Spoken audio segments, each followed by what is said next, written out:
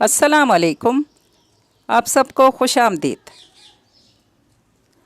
आज हम उम्मे हानी का कंप्लीट नावल पढ़ने वाले हैं जिसका नाम है आ घर चलें मेरे हमदम। ये बहुत लाइट सी स्टोरी है। लड़का और लड़की पहली बार ट्रेन के सफ़र में मिलते हैं।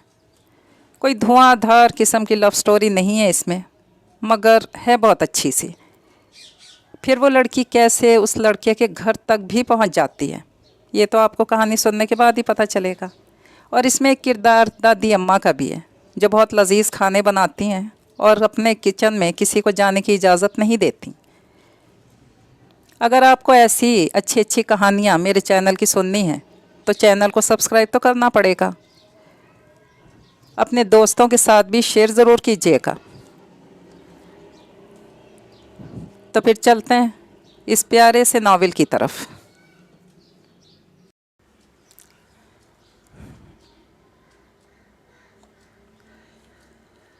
पिछले 6 मिनट से वो इस कैबिन में अकेली ही बैठी थी और बुकिंग करवाने से पहले इसने जानबूझकर ऑनलाइन ऐसी ही कैबिन की बुकिंग करवाई थी जो बिल्कुल खाली था। एक इसके अलावा तमाम सीटें खाली थी। सुबह इसने दोबारा भी चेक किया था, इसके साथ कोई साथी नहीं था, इसलिए वो दरवाज़ा बंद किए बड़े सुकून से शॉल ओढ़े पाँव ऊपर किए बैठी थी। किस कैबिन में इसका सफ़र तन्हा ही होना था। सीटी बजने की आवाज़ आई और इसने गहरा सांस लिया। साथ ही एक मुस्कुराहट होंठों पे उभरी कि वो अकेले लाहौर से रावलपिंडी का सफ़र तय करेगी।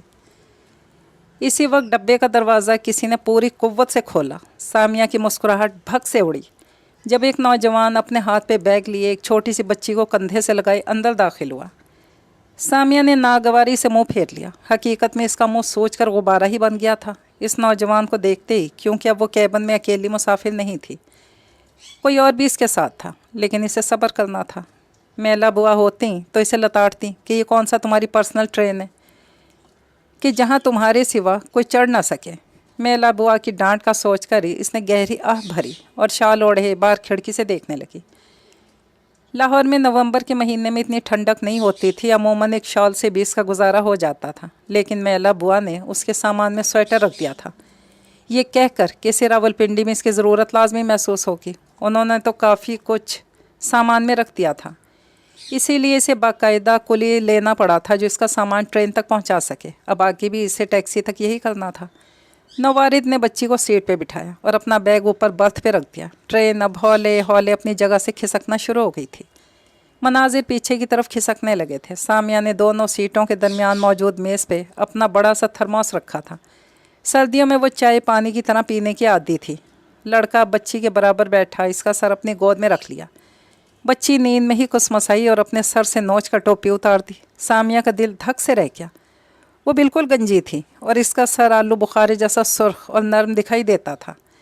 ऐसी हालत में वो काफ़ी भयानक लग रही थी। सामिया ने जल्दी से नज़रें मोड़ ली। ऐसे मंजर देखकर इसका दिल बड़ा बुरा होता था।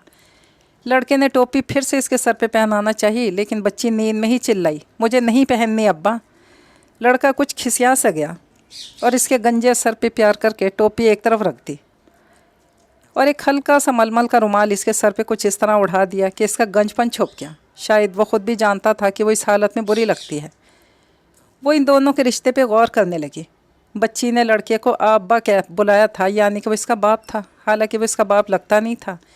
इसकी उम्र तो ये कोई 25-26 साल ही होगी, क्या पता छोटी उम्र में शादी हो गई हो।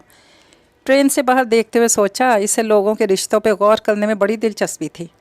छोटी उम्र में शादियाँ नहीं करना चाहिए मेला बुआ, वरना मेरी तरह औलाद रुल जाती है, इसने एक बार रोते हुए मेला बुआ से कहा। और अब सामने गोद में सरक कर लेटी हुई बच्ची से कुछ कुछ अपनी जैसी रूली हुई औलाद लग रही थी। अगर वो बाप के साथ थी तो यकीनन बिन माँ की बच्ची थी। न जाने इसकी माँ कहाँ होगी भी या नहीं। क्या वो भी इसकी तरह अपनी माँ के पास जा रही होगी। ज़िंदगी कहानियों से कैसी भरी हुई है। एक कहानी लेकर वो घर से निकली थी और एक कहानी के किरदार इसे कैबिन में मिले थे। दोनों की कहानियाँ इसे मिलती जुलती सी लगती थी। अभी सफ़र शुरू ही हुआ था कि इसे भूख लगने लग गई थी। अपने सफरी बैग के अलावा एक हैंड बैग भी था जो अनवाउ अक़साम के खाने पीने से भरा हुआ था। मेला बुआ ने इसके लिए सैंडविचेस, बिरयानी, मैक्रोनी, ब्रोस्ट बनाकर साथ भेजा था। उनके बकौल ट्रेन के सफ़र में इंसान का खुद ब खुद खाने पीने का दिल बहुत चाहता है और इसका तो वैसे भी खाने पीने में ही दिल बसता था, तो इसे कुछ ज़्यादा ही सामान देकर भेजा गया था। اس نے اپنے پاس رکھے ہینڈ بیگ میں سے ایک ڈبہ نکالا جس میں سینڈوچز تھے۔ وہ سینڈوچز کھانے لگی تو نظر بے اختیار سامنے والے لڑکے پہ پڑ گئی جو اب گود میں بچی کا سر رکھے ہاتھ میں کوئی کتاب لیے پڑھ رہا تھا۔ ویسے تو یہ تہذیب کے خلاف تھا کہ اپنے ساتھی مسافر کو نظر انداز کر کے اکیلے اکیلے کھا لیا جائے، لیکن یہ سامیہ کے اصولوں کے خلاف تھا کہ ایک اجنبی تقریباً 20-25 منٹ پہلے اس کا ہم سفر بنا تھا، اسے خواہ ساتھ کھانے پینے کی آفر کر دی جائے۔ پھر بھی اس کے دل میں جو اس بچی کی وجہ سے ایک سافٹ کارنر بنا تھا، اس کی وجہ سے اس نے ڈبہ آگے بڑھایا اور اپنے اصول بھول کر تہذیب کے اصولوں کو اپنایا۔ پلیز آپ لیں۔ لڑکے نے چونک کر پہلے اسے پھر اپنی طرف بڑھے ہوئے ڈبے کو دیکھا۔ تھینک یو، آپ کھائیں، میں کھانا کھا کر نکلا تھا اور زیادہ کھانے کا مجھے شوق نہیں ہے۔ سچی؟ اس جملے پہ خوشی سے اس کے دانت باہر ہو گئے۔ لڑکے نے ناسمجھی سے اسے دیکھا کہ اس میں کیا ایسی خوشی کی بات تھی تو وہ کچھ سمٹی۔ کھا کر تو میں بھی نکلی تھی، لیکن یہاں بیٹھے بیٹھے پھر سے بھوک لگ گئی۔ وہ مسکرانے لگا۔ جب انسان بور ہوتا ہے تو زیادہ کھانے لگتا ہے، اسی لیے سفر میں ہمیشہ اپنے ساتھ کتاب رکھتا ہوں تاکہ بور نہ ہوں۔ اس کا مطلب ہے میں ہمیشہ ہی بور ہوتی ہوں کیونکہ میں تو ہمیشہ کھاتی رہتی ہوں۔ لڑکے نے اسے دلچسپی سے دیکھا۔ اس کا کھایا پیا اس کی جسامت سے نظر آتا تھا۔ وہ ذرا لمبے قد کے ساتھ بھاری جسم کی لڑکی تھی، حالانکہ عمر اس کی 22 سال ہی تھی اور اس نے ابھی کچھ مہینے پہلے اپنا ماسٹرز مکمل کیا تھا۔ لیکن اگر یہی بچی اس کی گود میں ڈال دی جاتی تو یہ ماننا کہ وہی اس کی ماں ہے زیادہ مشکل نہ لگتا۔ ادب سے دور دور تک لگاؤ نہیں ہے، معاف کریے گا۔ اس نے کتاب کا ٹائٹل پڑھنے کی ناکام سی کوشش کی، پھر نظریں موڑ لی۔ لیکن کھانے کا بہت شوق ہے مجھے۔ لڑکا پھر سے مسکرانے لگا کہ اسے دیکھ کر یہ اندازہ آسانی سے لگایا جا سکتا تھا۔ کھائے پیے بغیر بھی کوئی زندگی ہے؟ مجھے تو سمجھ میں نہیں آتا لوگ یہ ڈائٹنگ کیسے کر لیتے ہیں، اور اتنی ڈائٹنگ کر کے سوکھے سڑے رہ کر آخر کریں گے کیا؟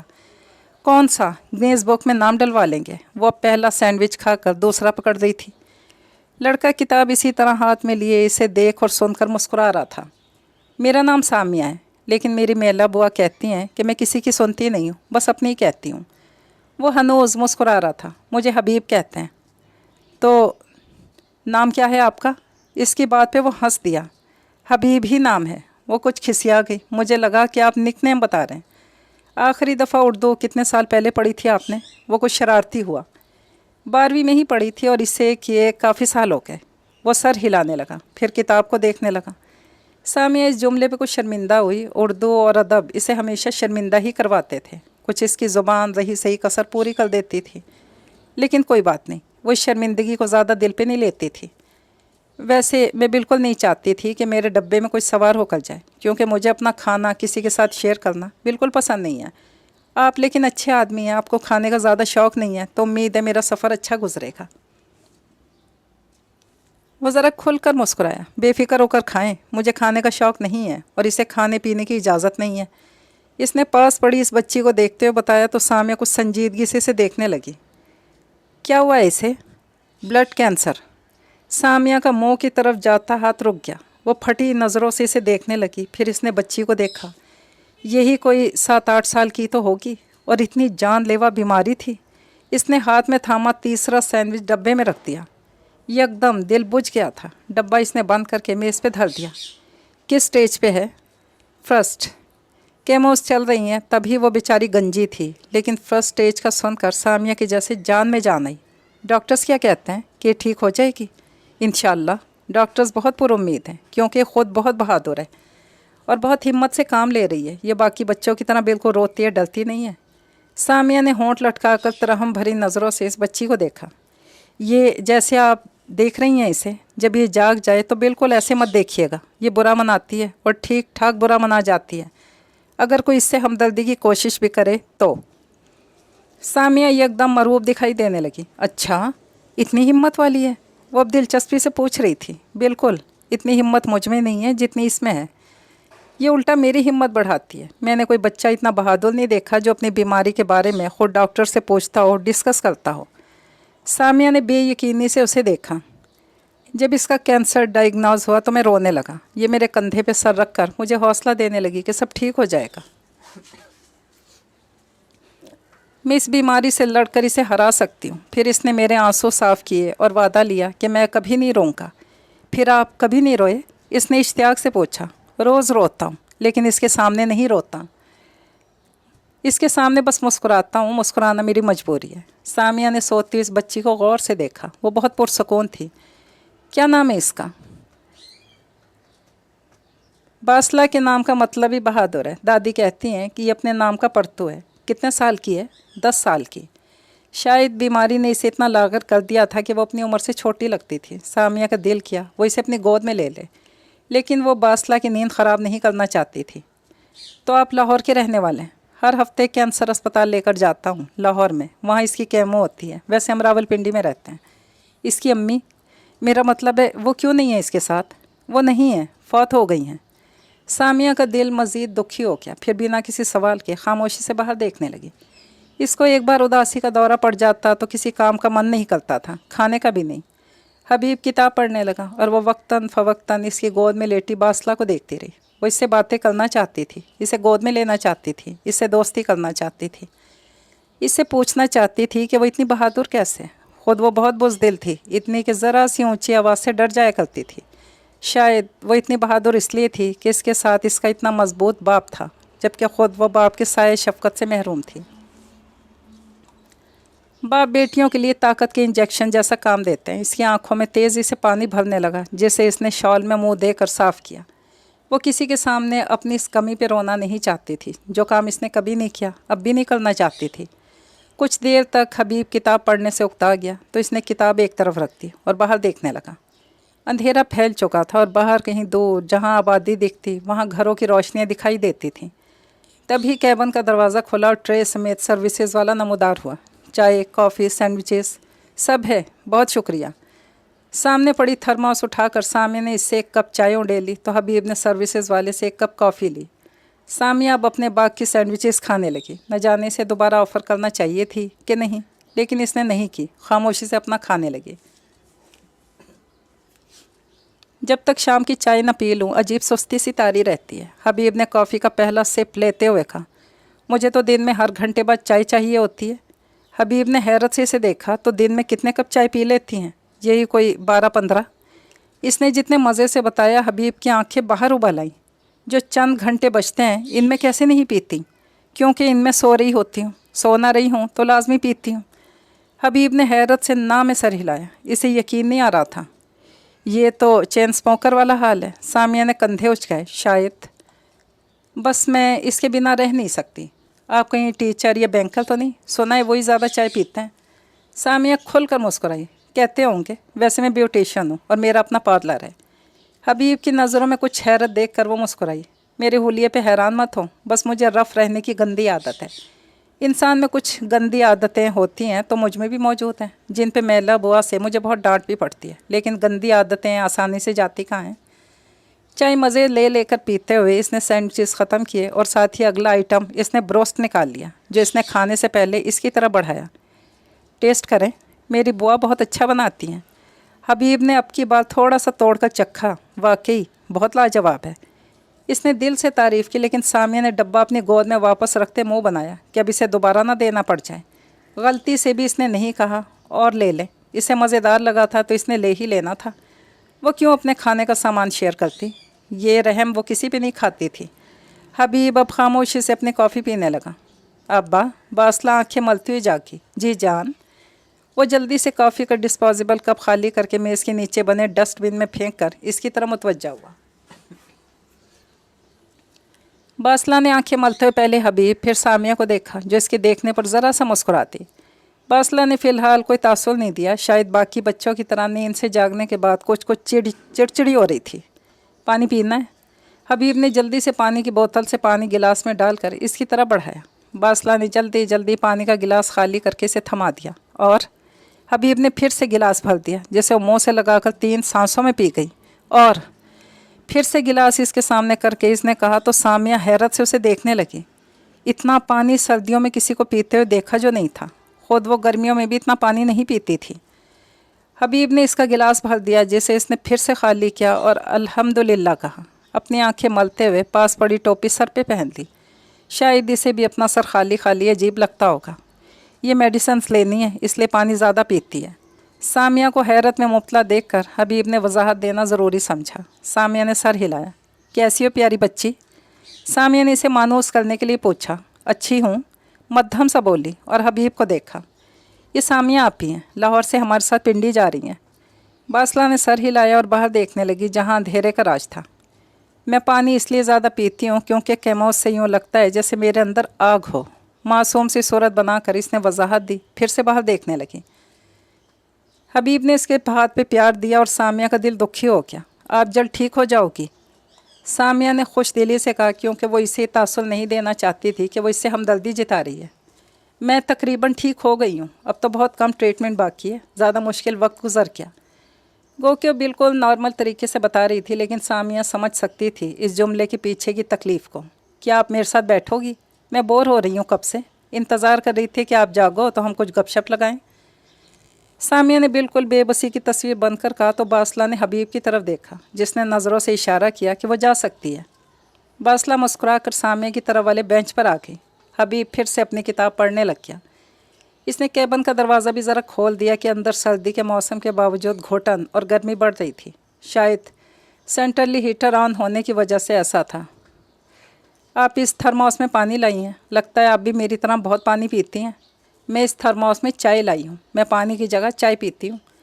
बासला ने हैरत से मुंह खोल कर इसे देखा। चाय तो इतनी ज़्यादा पीनी ही नहीं चाहिए और आप पानी छोड़कर चाय पीती हैं। सामिया ने नाक सकोड़ कर हाँ में गर्दन हिलाई, जैसे वो अपनी गलती मान रही हो। कुछ गंदी आदतें हर इंसान में होती हैं, मुझ में भी हैं। कोई बात नहीं, मुझ में भी हैं। मैं अपनी नाक कभी टिश्यू से साफ़ नहीं करती, आस्तीन से करती हूँ। सामिया ने हाय वाला मुंह खोल लिया। बासला, हबीब ने इसे टोकने के लिए आंखें दिखाई जो इसने नहीं देखी।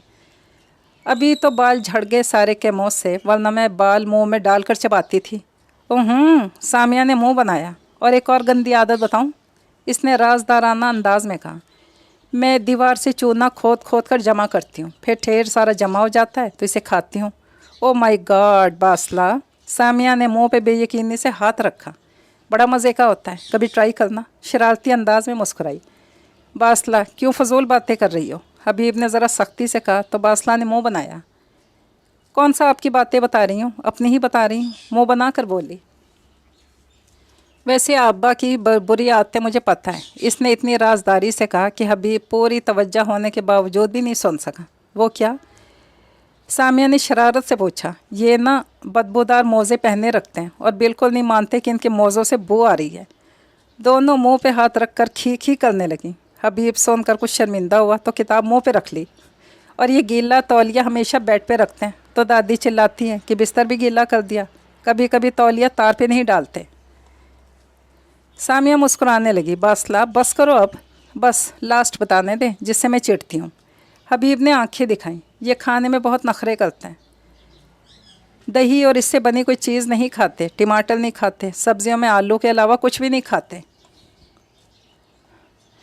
ओहो, इतना चूज़ी। सामिया ने हबीब को देखा। इतना भी नहीं हूँ जितना ये कह रही है, अच्छा खासा खा लेता हूँ। इससे ज़्यादा है, बासला ने इसे छेड़ा। अच्छा जी, और ख़ुद जो कोई सालन नहीं खाती जब तक इसमें चिकन ना हो, वो भी पूरा मुकाबला करने पे आ गया था। लगता ही नहीं है आप दोनों में बाप बेटी का रिश्ता है, इतना फ्रैंक हैं आप दोनों। सामिया ने बहुत मोहब्बत से उनकी नोक झोंक को देखा। बासला और हबीब ने एक दूसरे को देखा, फिर एक कहा इन दोनों के हलक से बुलंद हुआ। फिर वो दोनों हंसते चले गए। सामिया नासमझी से इन्हें देखती रही। हम दोनों कोई बाप बेटी नहीं हैं, आपको किसने कहा? बासला ने हंसते हुए पूछा। तुम ही तो अब्बा बोलती हो, मुझे लगा ही तुम्हारे अब्बा हैं। वो इनका निकनेम है, ये मेरे बड़े भाई हैं, मैंने कभी इन्हें भाईजान नहीं बोला, आबा ही बोला है हमेशा बचपन से। सामिया को समझ में आया तो मुस्कुराने लगी। हमारे अब्बू 3 साल पहले फ़ौत हुए और अम्मी मेरी पैदाइश पे ही फ़ौत हो गई। बासला ने इतनी बहादुरी से ये सब बताया कि सामिया ने इसे रश्क से देखा। वो कैसी इतनी बहादुर थी? कम अज़ कम वो तो कभी ऐसी मुश्किलात का जिक्र इतनी आसानी से करने की हिम्मत नहीं कर सकती थी।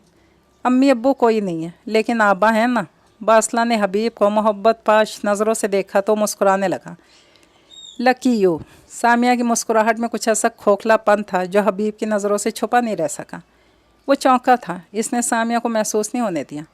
आप रावलपिंडी अपने किसी रिश्तेदार से मिलने जा रही हैं? इसके सवाल पे सामिया का रंग बदला था। जी। जवाब देने में कुछ तवक्कुफ़ किया। कहाँ रहते हैं? मेरा मतलब है कि पिंडी में किस जगह? सामिया कुछ देर खामोश रही, फिर इसने ख़ुद को कहते पाया, रावलपिंडी सदर बाज़ार। अरे वो तो हमारे घर से कुछ ही दूर है। اسے خوشگوار حیرت ہوئی، کتنے دن رہیں گی آپ وہاں؟ ہمارے گھر بھی آئیے گا، دادی بہت خوش ہوں گی، ہمارے گھر لوگ بہت کم آتے ہیں تو جب کوئی آتا ہے دادی بہت خوش ہوتی ہے، اسے بہت اچھے اچھے کھانے بنا کر کھلاتی ہیں۔ باصلہ کی بات پہ سامیہ نے اس کے چہرے کو نرمی سے تھپکا۔ ضرور آؤں گی، یہ بتاؤ کہ تمہارے گھر کے کام کیا دادی بیچاری اکیلے کرتی ہیں؟ اس نے جلدی سے موضوع بدل ڈالا۔ دادی تو بس کھانا بنا دیتی ہیں، صفائی اور گھر تو آپا سعدیہ نے سنبھالا ہوا ہے۔ اب یہ مت سمجھیے گا کہ آپا سعدیہ ہماری باجی ہیں، آپا ان کو سب ہمیشہ سے کہتے ہیں، وہ ہماری تائی ہیں، ان کے کوئی بچے ہی نہیں، اور تایا سعود یہ سعودیہ ہوتے ہیں اور وہ ہمارے ساتھ ہی رہتی ہیں۔ تایا نے وہاں دوسری شادی کی ہوئی ہے، وہاں ان کے بچے بھی ہیں، اس لیے وہ پاکستان بہت کم آتے ہیں، اور آپا سعدیہ ہمارے ساتھ رہتی ہیں۔ سامیہ بغور سنتے ہوئے سوچ رہی تھی کہ دنیا میں صرف وہی عجیب رشتے لے کر نہیں آئی، کوئی جیسا بھی ہے جو عجیب و غریب رشتوں کے درمیان گھرا جی رہا ہے۔ ہمارے لیے آپا سعدیہ امی جیسی ہیں۔ حبیب نے ٹکڑا جوڑا تو سامیہ سوچنے لگی، شاید اسی لیے اللہ نے انہیں اولاد نہیں دی کہ انہیں ان دونوں کے لیے ماں جو بننا تھا۔ آپ کے گھر میں کون کون ہوتا ہے؟ وہ باصلہ کے سوال پہ اپنی سوچ سے ابھری۔ میری بوا ہوتی ہیں بس، بوا مطلب میری پھپھو، انہوں نے مجھے پالا ہے۔ اور آپ کے امی ابو؟ باصلہ کی بات پہ کتنی دیر اس کی شکل دیکھتی رہی کہ کیا کہے، وہ نہیں ہے۔ بڑی مشکل سے 3 لفظ اس سے ادا ہو پائے، اندر کتنی تکلیف ہوئی تھی وہ بیان نہیں کر سکتی تھی۔ مطلب آپ بھی ہماری طرح یتیم ہیں؟ باصلہ کی بات پہ وہ چپ سی ہو گئی۔ ہاں میں یتیم و یسیر ہوں۔ اس نے رخ موڑ لیا، وہ باہر دیکھ رہی تھی، لیکن حبیب اس کے لہجے کا بوجھل پن، آنکھوں کا نم گوشہ دیکھ چکا تھا۔ باصلہ کیوں نہ تم ایک چکر بات کا لگاؤ، باہر نکلو، یہ ٹرین میں تھوڑا چلو پھرو، بیٹھ بیٹھ کر پھر تمہاری ٹانگیاں کٹ جاتی ہیں۔ باصلہ سر ہلاتے آہستہ سے اٹھی اور کیبن کا دروازہ کھول کر باہر چلی گئی۔ حبیب نے سامیہ کو ایک نظر دیکھا جو اندھیرے میں نہ جانے باہر کیا تلاش کر رہی تھی۔ شاید اندر کے اندھیروں سے گھبرا کر اس نے باہر دیکھنا شروع کیا تھا۔ جو یتیم ہوتے ہیں ان کی آنکھوں میں دکھ ہوتا ہے، شکوہ نہیں ہوتا، اس نے نرمی سے کہا تو سامیہ نے مڑ کر اسے دیکھا۔ اس سے کیا فرق پڑتا ہے کہ نگاہوں میں دکھ ہے یا شکوہ؟ ہم نے تو خسارے میں عمر گزار ہی دی۔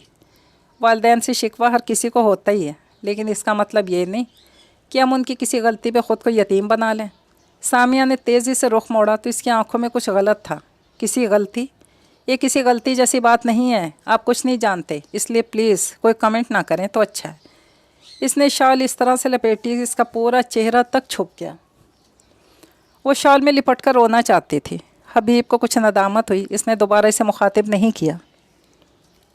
باصلہ ٹرین میں گھوم پھر کر لوٹی تو حبیب نے اسے خاموش رہنے کا اشارہ کیا اور اپنے برتھ پہ بٹھا لیا۔ آہستہ آواز میں باتیں کرتی رہی اور حبیب جواب دیتا رہا۔ سامیہ نے شال ہٹا کر نہیں دیکھا، اس کی آنکھیں برستی رہیں اور نہ جانے کب وہ نیند میں چلی گئی۔ یکدم کسی احساس سے آنکھ کھلی تو شال ہٹا کر دیکھا۔ ٹرین کسی چھوٹے اسٹیشن پہ رکی ہوئی تھی، کیبن کا دروازہ بند تھا اور وہ خالی تھا۔ سامیہ گھبرا گئی، بند کھڑکی سے باہر جھانکا، اسے تو یہ تک نہیں معلوم تھا کہ یہ راولپنڈی کا اسٹیشن ہے یا کوئی اور۔ جلدی سے اپنا سامان دیکھا، وہ پورا تھا۔ حبیب اور باصلہ کا سامان دیکھا تو وہ بھی کونے میں ہی دکھائی دیا۔ اس نے تسلی سے سانس لیا، یقیناً وہ دونوں یہیں کہیں اترے ہوں گے۔ وہ بھی کچھ ٹانگیں سیدھی کرنے کے لیے کیبن کا دروازہ کھول کر باہر نکلی، لیکن سامان کے ڈر سے باہر نہیں جا سکی۔ وہیں سامنے کھڑکی کے ساتھ کی آمنے سامنے کی سیٹیں خالی تھیں۔ مسافر پچھلے اسٹیشن پر اتر چکے تھے، اس لیے وہ وہیں بیٹھ گئی۔ تبھی ٹرین نے سیٹی بجا دی۔ مسافر اندر داخل ہو رہے تھے، لیکن ابھی تک حبیب اور باصلہ نہیں چڑھے تھے۔ ٹرین نے دوسری بار سیٹی بجائی تو سامیہ گھبرا گئی، جلدی سے اٹھ کر ٹرین کے دروازے تک گئی جو کھلا تھا اور پلیٹ فارم پہ جھانکا۔ وہاں دور دور تک اسے کہیں حبیب اور باصلہ دکھائی نہیں دیے۔ ٹرین نے آہستہ آہستہ کھسکنا شروع کیا تو اس کی جان نکل گئی۔ او گاڈ، ٹرین تو چل پڑی ہے، وہ دونوں کدھر رہ گئے؟ اس نے ٹرین کے دوسری طرف کے دروازے سے باہر جھانکا، شاید وہ دوسری طرف موجود ہو۔ کوئی شناسا چہرہ دکھائی نہیں دیا۔ اب کیا ہوگا؟ وہ جلدی سے اندر بڑھی۔ بات سنیں بھائی، میرے ساتھ 2 مسافر تھے، ایک لڑکا اور اس کے ساتھ ایک بچی تھی، وہ دونوں واپس نہیں آئے اور ٹرین چل پڑی ہے۔ اس سے بات تک نہیں ہو پا رہی تھی۔ آ جائیں گے، انہیں ہارن سنائی دے ہی گیا ہوگا، اس شخص نے بیزاری سے کہا۔ بہتر ہے کہ آپ ٹی ٹی کو بتائیں، وہی کچھ کر سکتا ہے۔ سامیہ نے اسے وہیں چھوڑا اور آگے کی طرف بھاگی۔ اگلے ڈبے کا دروازہ کھولنے کے لیے اس نے دروازہ کھولا اور اس کو پار کر کے اگلے ڈبے کا دروازہ کھولا۔ اس میں بھی ٹی ٹی نہیں تھا۔ اس کی حالت رونے والی ہو گئی۔ وہ بھاگتی ہوئی اس ڈبے کو کراس کرنے لگی۔ ٹرین اب تیزی پکڑ چکی تھی اور اس کی حالت بری تھی، گو کہ ان دونوں سے کوئی رشتہ نہیں تھا، ابھی کوئی 2.5-3 گھنٹے پہلے ہی تو ملے تھے، لیکن وہ اتنی پریشان تھی جیسے وہ اس کے اپنے ہوں۔ اس ڈبے کو کراس کر کے اس نے اگلے ڈبے کا دروازہ کھولا، وہ اکانومی کلاس تھی، دور اسے ٹی ٹی دکھائی دیا۔ سر سر، وہ بھاگتی ہوئی ٹرین میں گرتی پڑتی اس تک پہنچی۔ میرے ساتھی مسافر اسٹیشن پہ رہ گئے، پلیز کچھ کیجئے، وہ رو دینے کو تھی۔ کیا وہ آپ کے ساتھ ہیں؟ اور وہ میرے ساتھ نہیں ہے، لیکن ہم اکٹھے لاہور سے بیٹھے تھے اور انہیں بھی پنڈی جانا تھا، ایک لڑکا اور اس کی چھوٹی بہن، وہ بیمار ہے، کہیں کچھ ہو نہ گیا ہو اسے۔ ایک برا خیال اس کے ذہن پہ سوار تھا، ورنہ وہ کہاں رہ سکتے تھے، کوئی حادثہ بھی تو ہو سکتا تھا، ان کا سامان وہیں تھا، پھر وہ کہاں چلے گئے؟ چلے میرے ساتھ۔ ٹی ٹی اس کے ساتھ تیزی سے اس کے ڈبے کی طرف بڑھا، اس کے کیبن کا دروازہ کھلا تھا اور سامنے اسے حبیب دکھائی دیا، جو اس کی غیر موجودگی سے پریشان تھا۔ باسلہ سیٹ پہ بیٹھی تھی۔ باسلہ، وہ دور سے چلائی تو باسلہ نے مڑ کر دیکھا۔ کہاں چلی گئی تھی آپ؟ اس کے قریب پہنچنے پہ حبیب نے پریشانی سے پوچھا۔ آپ دونوں کہاں چلے گئے تھے؟ میں کتنی دیر سے آپ دونوں کو تلاش کر رہی ہوں، مجھے تو لگا آپ لوگ اسٹیشن پہ رہ کے۔ نہ چاہتے بھی اس کی آواز بھر آ گئی۔ ہم تھوڑا پیچھے تھے، ٹرین نے سیٹی دی تو سوچا اپنے ڈبے تک پہنچنے میں وقت لگ جائے گا۔ باسلہ اتنا تیز نہیں چل سکتی، اس لیے پچھلے ڈبے میں چڑھ گئے۔ ابھی تمام ڈبوں سے ہو کر یہاں پہنچے تو دیکھا آپ نہیں تھیں۔ اتنا پریشان ہوا میں کہ بتا نہیں سکتا۔ اوف! سامیہ نے اپنی رکی سانس بحال کرنے کے لیے کھل کر سانس لیا۔ چلیں، آپ کے ساتھی مل گئے ہیں۔ ٹی ٹی مسکراتے واپس چلا گیا۔ وہ وہیں کیبن کے باہر سامنے والی خالی سیٹ پہ بیٹھ گئی۔ قسم سے اتنے برے خیال آ رہے تھے کہ کہیں کچھ ہو تو نہیں گیا۔ آپ کو لگا کہ مجھے کچھ ہو گیا؟ مجھے کچھ نہیں ہوتا، باسلہ سکون سے بولی تھی، اور ہم اتنا پریشان تھے کہ آپ تو تھیں بھی اکیلی، کہیں اسٹیشن پہ تو نہیں اتر گئیں اور وہیں رہ گئی ہوں۔ سامیہ کا دل ابھی تک بے قابو تھا، وہ سر ہاتھوں میں گرائے بیٹھی تھی۔ باسلہ اٹھی اور اندر سے پانی کی بوتل لے آئی، گلاس میں پانی ڈال کر سامیہ کو دیا۔ تھینک یو باسلہ، اس نے پانی پی لیا۔ آئی ایم سوری، ہماری وجہ سے آپ اتنا پریشان ہوئی، اندر چلیں۔ ریسٹ؟ سامیہ نے سر نہ میں ہلایا۔ میں یہیں بیٹھوں گی۔ باسلہ، اندر چل کر کچھ دیر آرام کرو، تم بھی چلنے سے تھک گئی ہوگی۔ باسلہ کو اس نے اندر برتھ پہ چھوڑا، کیبن سے باہر آ گیا۔ دروازہ اس نے کھلا رکھا اور سامیہ کے مقابل سیٹ سنبھال لی۔ آپ اتنا گھبرا کیوں گئی تھی؟ ٹرین کبھی کسی کی مس نہیں ہوتی، لوگ کسی بھی ڈبے پہ سوار ہو جاتے ہیں۔ میرے اور باسلہ کے ساتھ یہ کئی دفعہ پہلے بھی ہو چکا ہے۔ میرا یہ ٹرین کا پہلا سفر ہے، اس لیے مجھے اندازہ نہیں تھا۔ اس کی بھیگی آنکھیں اب خشک تھیں۔ اگر آپ برا نہ منائیں تو ایک بات کہنا چاہتا ہوں، آپ میرا نمبر سیو کر سکتی ہیں۔ سامیہ نے ناسمجھی سے اسے دیکھا۔ آپ سفر میں اکیلی ہیں، انجان شہر جا رہی ہیں جہاں آپ کسی کو جانتی بھی نہیں ہوں گی، کبھی ضرورت پڑ بھی سکتی ہے، اس لیے کہہ رہا ہوں۔ سامیہ نے کچھ دیر سوچا اور سر ہلاتے ہوئے اپنا موبائل نکالا۔ حبیب نے نمبر بولا اور اس نے سیو کر لیا۔ آپ بلا جھجک کسی بھی وقت مجھ سے رابطہ کر سکتی ہیں، کوئی بھی مدد چاہیے ہو میں حاضر ہو جاؤں گا۔ سامیہ نے سر ہلایا۔ شکریہ، امید ہے کہ اس کی ضرورت نہیں پڑے گی۔ حبیب اب باہر دیکھنے لگا۔ ریلوے ٹریک کے ساتھ ساتھ نئی سوسائٹی شروع ہوئی تھی، اس لیے وہ علاقہ روشنیوں میں نہایا ہوا تھا۔ ابھی تعمیرات نہیں ہوئی تھی، لیکن فینسی لائٹس نے ہر طرف روشنی بکھیر رکھی تھی۔ پنڈی آنے والا ہے، آپ کال کر لیں اپنے ریلیٹیوز کو جنہوں نے آپ کو پک کرنے آنا ہے۔ سامیہ خاموشی سے باہر دیکھتی رہی۔ اس نے حبیب کی بات کا نہ کوئی جواب دیا، نہ ہی کال ملائی۔ حبیب نے کیبن میں جا کر اپنا چھوٹا چھوٹا سامان جو بیگ سے باہر تھا بکھرا ہوا تھا سمیٹنا شروع کر دیا۔ کچھ دیر بعد سامیہ نے بھی اپنا سامان سمیٹنا شروع کر دیا۔ اسٹیشن سے قریب ہی حبیب نے دادی کو کال ملائی تھی اور بات کرنے باہر چلا گیا تھا۔ تبھی باسلہ نے سامیہ سے پوچھا، آپ کو کون لینے آئے گا؟ سامیہ نے کھڑکی سے نظریں ہٹا کر باسلہ کو دیکھا۔ کوئی نہیں۔ وہ جھوٹ نہیں بول سکتی تھی کہ ان دونوں کی منزل ایک ہی تھی۔ ابھی جھوٹ بول دیتی، اسٹیشن پہ پکڑی ہی جاتی۔ تو اتنی رات کو آپ گھر کیسے جائیں گی؟ لاہور میں اس وقت میں اکیلے سفر کر لیتی ہوں، اس نے نرمی سے مسکرا کر بتایا۔ وہ لاہور ہے جو ساری رات جاگتا ہے، یہ پنڈی ہے، یہاں اس وقت رات کے 10 ہونے والے ہیں اور آدھے سے زیادہ شہر بند ہو چکا ہوگا۔ سامی نے اس ننھی لڑکی کی طرف متذبذب انداز میں دیکھا۔ اس سے پہلے وہ لاہور سے کبھی باہر نہیں نکلی تھی، یہ پہلا موقع تھا۔ لیکن یہ وقت بھی تو وہ خود لائی تھی۔ کتنا منع کیا تھا میلا بوا نے، کتنا روکا تھا اسے، لیکن مجال ہے کہ وہ سن لیتی۔ اسے تو خبر سوار تھا کہ ایک بار وہ ضرور راولپنڈی جائے گی۔ سالوں سے میلا بوا اسے ٹرخاتی رہیں کہ جب وہ اپنی پڑھائی مکمل کر کے خود مختار ہو جائے گی، کوئی نوکری کر کے اپنے پیروں پہ کھڑی ہو جائے گی تو وہ جا سکتی ہے۔ اور جب اس نے یہ سب کر دکھایا تو میلا بوا سے اسے روکنا مشکل ہو گیا۔ آپ نے وعدہ کیا تھا کہ مجھے جانے دیں گی، اب آپ اپنے وعدے سے پھر رہی ہیں۔ اس نے انہیں پارلر کھولنے سے 1 مہینہ بعد ہی یاد دلایا۔ پھر نہیں رہی، تیری بہتری کے لیے تجھے روک رہی ہوں گڑیا، لیکن مجھے ایک بار لازمی جانا ہے۔ ان کے دو بدو ہونا چاہتی ہوں، کئی سوالات ہیں جو کرنا چاہتی ہوں۔ آخر میلا بوا کتنا روکتی، ایک دن وہ خود ہی سامان باندھنے لگی۔ آن لائن ٹکٹ بھی بک کروا لیے اور بس نکلنے سے 1 رات پہلے بتایا، مت جا بچی، مت جا، کیوں اس تکلیف سے گزرنا چاہتی ہے جس سے میں تجھے ایک عرصے سے بچا رہی ہوں۔ وہ اپنا سر تھامے کھڑی تھی۔ کیا لگتا ہے آپ کو کہ ایک عرصے سے مجھے تکلیف نہیں ہے؟ میں بہت سکون میں ہوں۔ وہاں جا کر مزید بے سکون ہو جائے گی۔ اس گلی کا رستہ کیوں پوچھتی ہے جہاں جانا نہیں؟ مجھے جانا ہے، بلکہ میں کل جا رہی ہوں۔ میلا بوا نے ہتھیار ڈال دی اور دعاؤں کے سائے میں اسے رخصت کیا، لیکن اب اسے منزل پہ پہنچنے سے پہلی عجیب طرح کی گھبراہٹ ہونے لگی تھی۔ چکلالہ کا اسٹیشن آیا تو متعدد مسافر دروازے میں جا کر کھڑے ہو گئے۔ حبیب اور باصلہ بھی تیار تھے اور سامیہ کا دل ڈوب رہا تھا۔ راولپنڈی اسٹیشن آیا تو وہ بھی ان دونوں کے پیچھے پیچھے باہر نکلنے لگی۔ آپ کا سامان میں اٹھا لیتا ہوں۔ خود اس کے پاس ایک چھوٹا بیگ ہی تھا، لیکن وہ 3 مختلف سائز کے بیگ اٹھاتی گھسیٹتی ہوئی دروازے تک آئی۔ نہیں، میں کر لوں گی، کلی ہوگا وہ اٹھا لے گا، مجھے کلی ہی سمجھیں اور دے دیں، آپ باصلہ کو پکڑیں۔ اتنے میں کلی اس کے قریب آیا اور پوچھا کہ اسے سامان اٹھوانا ہے۔ اس نے سر ہلایا تو حبیب آگے ہو کر بھاؤ تاؤ کرنے لگا۔ کلی سامان اٹھا کر ان سے آگے تھا اور وہ پیچھے پیچھے تھے۔ آپ کو لینے کون آ رہا ہے؟ باہر ٹیکسی سٹینڈ تک پہنچ کر سامان کلی نے اتارا، اپنی رقم لی اور چلا گیا۔ کوئی بھی نہیں، اس نے صاف کوئی سے کام لیا، میں چلی جاؤں گی۔ وہ ایک ٹیکسی کی طرف بڑھی۔ آپ اس شہر میں پہلی بار آئی ہیں، اکیلی ہیں اور رات کا وقت ہے، اکیلے جانا ٹھیک نہیں ہے، آپ ہمارے ساتھ چلیں، ہم آپ کو چھوڑ کر اپنے گھر چلے جائیں گے۔ وہ کچھ متذبذب سے انہیں دیکھنے لگی۔ یہ سچ تھا کہ ٹیکسی سٹینڈ کے علاوہ وہاں عوام دکھائی نہیں دے رہی تھی۔ پنڈی والے جلدی سو جاتے تھے، گھبراہٹ تو پہلے بھی طاری تھی۔ ماحول نے مزید طاری کر دی۔ وہ ان کے ساتھ جانے کے لیے تیار ہو گئی۔ کتنی گلیوں میں گھوم گھوم کر حبیب کے بار بار روک کر پتہ پوچھنے پہ بالآخر ٹیکسی مطلوبہ پتے پر پہنچ ہی گئی۔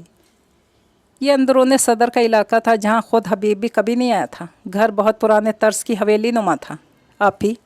آپ پلیز ہم سے ملنے ضرور آئیے گا۔ باصلہ اس کے اترنے سے پہلے اس کے گلے لگ گئی۔ سامیہ نے اسے پیار کیا، میں ضرور آؤں گی باصلہ۔ حبیب اس کا سامان اتار کر دروازے تک رکھایا۔ سامیہ کا دل بری طرح دھڑکنے لگا، نہ جانے سے دیکھ کر کیا رد عمل دیا جانا تھا، اور وہ کیا کہے گی کہ وہ کون ہے، کوئی اسے پہچانے گا بھی یا نہیں، وہ تو یہ تک نہیں جانتی تھی۔ آپ چلیں، میں یہیں ویٹ کرتا ہوں جب تک اندر سے کوئی آ نہیں جاتا۔ حبیب ٹیکسی کے دروازے سے ٹیک لگا کر کھڑا ہو گیا۔ سامیہ کی ٹانگیں کانپ رہی تھیں۔ اس نے ڈرتے ڈرتے بیل بجائی۔ اس وقت کسی کے گھر بغیر بتائے جانا، وہ بھی ایسے گھر میں جہاں وہ کبھی نہیں آئی تھی، عجیب ہی تھا۔ کچھ دیر بعد گیٹ کھلا، اندر سے کوئی نوجوان نمودار ہوا تھا۔ مجھے شہزادی فاطمہ سے ملنا ہے۔ لڑکے نے اسے سر تا پیر دیکھا۔ آپ کون؟ سامیہ کے جیسے سانس رک گیا۔ انہیں بتائیں، سامیہ آئی ہے۔ لڑکے نے باہر جھانک کر دیکھا، یہ بھی آپ کے ساتھ ہیں؟ سامیہ نے سر نہیں میں ہلایا، بس چھوڑنے آئے تھے۔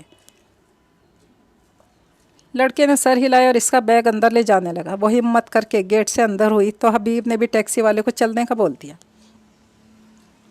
جو ٹیکسی آگے بڑھ رہی تھی، گیٹ پہ کھڑی سامیہ کا دل ڈوب رہا تھا، لیکن اسے اندر جانا ہی پڑا۔ لڑکے نے سامان ایک طرف رکھ دیا۔ شہزادی ماں آپ سے ملنے کوئی آیا ہے؟ اس لڑکے کے منہ سے ماں کا لفظ سامیہ کو تیر کی طرح چبھا۔ دل کیا اس کا منہ نوچتے، جو کیسے آرام سے ماں کہہ رہا تھا۔ کون آیا ہے؟ کوئی ادھیڑ عمر کے بڑے میاں شلوار قمیض پہ لوئی اوڑھے ایک کمرے سے جھانکنے لگے۔ شہزادی ماں کی مہمان ہیں۔ تبھی ادھیڑ عمر شخص کے پیچھے سے ایک خاتون سلتا پیر چادر میں چھپی جمائی روکتے باہر آئیں۔ کون؟ کس سے ملنا ہے؟ شہزادی فاطمہ سے۔ ان خاتون نے سر ہلایا۔ میں ہوں شہزادی۔ آپ کون ہیں؟ میں نے پہچانا نہیں۔ سامیہ کا سانس رک گیا۔ وہ پلکیں جھپکے بغیر انہیں دیکھنے لگی۔ وہ اسے پہچان تک نہیں سکی تھی، اور وہ ان سے ملنے کے لیے کتنے سالوں سے منتظر تھی۔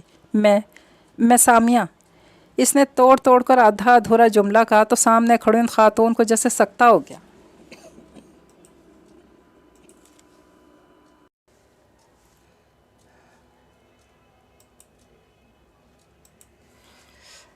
وہ یقیناً اسے یہاں دیکھنے کی امید نہیں رکھتی تھیں۔ پھر جیسے انہیں ہوش آیا وہ آگے بڑھیں۔ इसे गले लगाया तो इसकी आंखें छलक गईं। पहली बार उन्होंने इसे यूं गले से लगाया था। कैसी हो बेटा?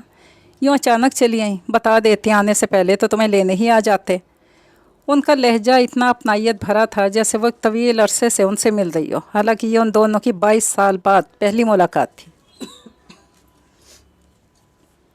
सामिया के लिए सब गैर आरामदेह था। माँ, ये कौन है? बैग उठाकर अंदर लाने वाला लड़का हैरत से सामने खड़ी लड़की को देख रहा था। ये मेरी भांजी है, लाहौर से आई है।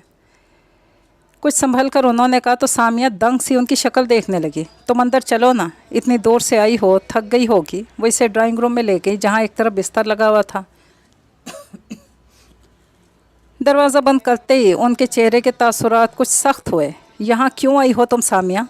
सामिया बुत बनी उनकी शक्ल देखने लगी। कुछ देर पहले की नरमी मिठास सब यकदम गायब हो गई। मैं आपसे मिलना चाहती थी। इतने सालों से आपको देखा नहीं, मिली नहीं। बड़ी मुश्किल से इसने अपने अंदर उठते आंसू के रेले पे काबू पाया। जब मिलना ही था तो फुप्पो से कहती, मैं खुद वहाँ आ जाती। उन्होंने तुम्हें यहाँ क्यों आने दिया और मुझे खबर दिए बगैर तुम्हें यहाँ भेज दिया? वो इसके आने से नाखुश थीं। ये उनके चेहरे पे लिखा था और इस तहरीर को पढ़कर सामिया का दिल किया वो कहीं डूब मरे। मुझे लगा था कि मुझे अचानक यहाँ देखकर आप खुश होंगी। इसकी आवाज़ थोड़ी सी भर्रा गई। तुम्हें देखकर खुश हूँ और सबको ये फ़ख्र से बताऊँ कि मेरी बेटी है, मेरे पहले शौहर की निशानी, और बदले में अपने दूसरे शौहर को नाराज़ कर दूँ, अपने बच्चों को खफा कर दूँ। इतना पागल समझ रखा है क्या तुमने मुझे? वो कुछ नहीं जानते मेरे बारे में। जानते हैं, लेकिन ये भी जानते हैं कि मेरे माजी से कोई ताल्लुक़ नहीं है। मैं सब दफन करके आई हूँ। तो अब क्या ये गड़े मुर्दे उनके सामने ला खड़े करूँ कि मेरी बेटी 22 साल बाद मुझसे मिलने आई है? मैं बेटी हूँ आपकी अम्मी। अम्मी कहते हुए आंसू इसके गालों पे बह निकले। कितना प्यारा लफ्ज़ था, लेकिन इसके लिए कितना अजनबी था। तुम्हारे अलावा और 2 बेटियाँ और एक बेटा और है मेरा सामिया। एक बेटी के लिए अपनी बाकी औलाद की ज़िंदगी जहन्नम नहीं बना सकती। उनकी ज़िंदगी के लिए बहुत कुर्बानियाँ दी हैं मैंने, और तुम भी इन्हीं कुर्बानियों में से एक हो। सामिया से कुछ नहीं कहा गया। वो बस खामोशी से रोने लग गई। अपनी गलती का एहसास होने लगा। मेला बुआ ठीक रोक रही थी इसे। इसने सच में वहाँ आकर गलती कर दी थी, बहुत बड़ी गलती। ये तकलीफ़ जैसे यहाँ आकर हुई थी, इस तकलीफ़ से कहीं ज़्यादा थी जो सारी ज़िंदगी होती रही थी। खाना खाओगी? लठ मार अंदाज में पूछा। भूख नहीं है मुझे। पहली बार इसने खाने के लिए मना किया था। मेला बुआ होती तो कहती कि वो झूठ बोल रही है, ये कभी हो ही नहीं सकता कि इसे भूख ना हो। लेकिन इसकी माँ ने यकीन कर लिया कि इसे भूख नहीं है, इसीलिए जाने के लिए मुड़ गई। जाते जाते फिर पलटी। यहाँ किसी को बताने की ज़रूरत नहीं है कि तुम मेरी बेटी हो। वही कहना जो मैंने कहा था कि भांजी हो। और हाँ, आज की रात यहाँ ठहर सकती हो, लेकिन कल वापसी की तैयारी कर लेना। मुराद को कहूँगी जाकर अड्डे पे गाड़ी में सवार कर आएगा। मज़ीद यहाँ तुम रुकोगी तो मेरी पुरसुकून ज़िंदगी में मुसीबत ही लाओगी, जो कि मैं नहीं चाहती। मैंने 22 साल की मेहनत से ये घर बनाया है, और मैं किसी को इसकी इजाज़त नहीं दे सकती कि वो एक पल में इसे तबाह कर दे, फिर चाहे वो मेरी अपनी बेटी ही क्यों ना हो। सामिया का दिल कट गया था। कुछ दिन तो रहने दें। इतनी दूर से इतने सालों बाद आपसे मिलने आई हूँ अम्मी। इसने माँ का हाथ पकड़कर मिन्नत भरे अंदाज में कहा। वो कुछ दिन उनके साथ गुजारना चाहती थी। माँ के लम्स को महसूस करना चाहती थी, जिसके बिना सारा बचपन गुजरा था। एक दिन भी मज़ीद नहीं। तुम यहाँ रुकोगी तो हम दोनों में से किसी से भी कोई जज्बाती हिमाकत हो सकती है। किसी को हमारे ताल्लुक़ का पता चले, मैं बिल्कुल नहीं चाहूँगी। मेरा शौहर एक शरीफ इंसान है जिसके मुझ पे बहुत एहसान है। इसने जान कर भी कि मैं शादीशुदा थी, एक बच्ची थी मेरी, मुझसे शादी की, घर दिया, मान दिया, मोहब्बत दी, इज़्ज़त दी। ये इसकी शराफत ही तो थी। मैं इसे किसी सूरत दुख नहीं देना चाहती, इसका भरोसा नहीं तोड़ना चाहती। बेहतर होगा कि कल ही तुम वापस वहाँ चली जाओ जहाँ से आई हो। इसका हाथ नरमी से झटक कर वो वापस पलट गई तो बिस्तर पर बैठकर वो चहको पहको रोने लग गई। क्या सोच कर आई थी कि अम्मी इतने सालों बाद अपनी बेटी को देखकर इसे खुद से लगा लेंगी, प्यार कर कर के नहीं थकेंगी, इसे अपने पास ही रख लेंगी शायद कि बहुत रह लिया मेरे बिन, अब मेरे साथ रहो। लेकिन हुआ क्या? क्या कोई माँ अपनी बेटी को इतने बरसों बाद देखकर ऐसी बेरुखी भी अख्तियार कर सकती है? तकिए पे सर रखे अपने घुटी घुटी चीखों का गला दबाती रही। मुझे यहाँ आना ही नहीं चाहिए था। न जाने मैंने क्यों फ़र्ज़ कर लिया था कि अम्मी अब्बू से अलग होंगी। सारी रात बिना खाए पिए ही रोते हुए गुजर गई। इसने तो अपना सामान तक नहीं खोला, इसी लिबास में ही सो गई जो सफ़र में पहनना था। सुबह इसकी आँख 7 बजे के करीब खुल गई। नवंबर के महीने में इस वक्त बस हल्की सी रोशनी फैली थी। सब सो रहे थे कि इतवार था और वो सबके जागने से पहले यहाँ से निकल जाना चाहती थी। सामान घसीट घसीट कर वो गेट तक लाई। शुक्र है गेट पे लॉक था जो खुल सकता था, ताला होता तो वो कैसे खोलती। आखिरी बैग जब लाकर इसने गेट पे रखा तो पीछे से आवाज़ आई, इतनी सुबह जा रही हो? इसने मुड़कर देखा तो माँ खड़ी थी। जब जाना ही है तो सुबह जाऊँ या शाम को, क्या फ़र्क पड़ता है। रात रोते रहने की वजह से आंखें सूजी हुई थी। मुझे अफसोस है कि मैं तुम्हें वैसे वेलकम नहीं कर सकी जैसे करना चाहिए था। 22 साल तक मैंने अपने माजी को भूल कर अपने मौजूदा रिश्तों के लिए बहुत तगोदो की है। मैं अब वापस माजी में नहीं लौटना चाहती कि तुम मेरा माजी हो। रात की निस्बत उनका लहजा नर्म था, लेकिन अल्फाज तो वही थे जो दिल चीर रहे थे। वो इसे बेटी नहीं कह रही थी, माजी कह रही थी। आपने और अब्बू ने तो ना मेरा माजी छोड़ा, ना कोई हाल और ना ही मुस्तकबिल। इसे लगा था कोई वो इतना रो चुकी है कि आंखें खुश्क हो चुकी हैं, लेकिन वो तो फिर से बहने लग गई थी। मैं शर्मिंदा हूँ, लेकिन तुम्हारा बाप तो यकीनन वो भी नहीं होता तो मुड़कर खबर तो लेता। चलती हूँ। कुछ देर और रुक गई तो कहीं जाना मुश्किल ना हो जाए, और मैं आपके लिए मुश्किल नहीं खड़ी करना चाहती। गेट की कुंडी खोली तो उन्होंने इसके कंधे पे हाथ रखा। सामिया ने मुड़कर देखा तो उन्होंने बाजू खोल दिए।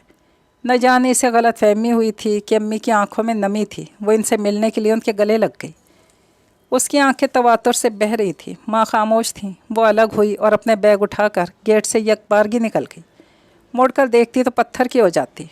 गेट से बाहर निकलकर गलियों में अपना ट्रॉली बैग, हैंड बैग घसीटने लगी ताकि मेन रोड तक जाए और वहाँ से टैक्सी या रिक्शा कर ले। गलियाँ सर्दी की वजह से सुनसान थी। इसने लाहौर में ऐसा माहौल नहीं देखा था, इसीलिए चलते चलते न जाने क्यों इसे इतनी घबराहट हुई कि इसने हबीब को कॉल मिला ली।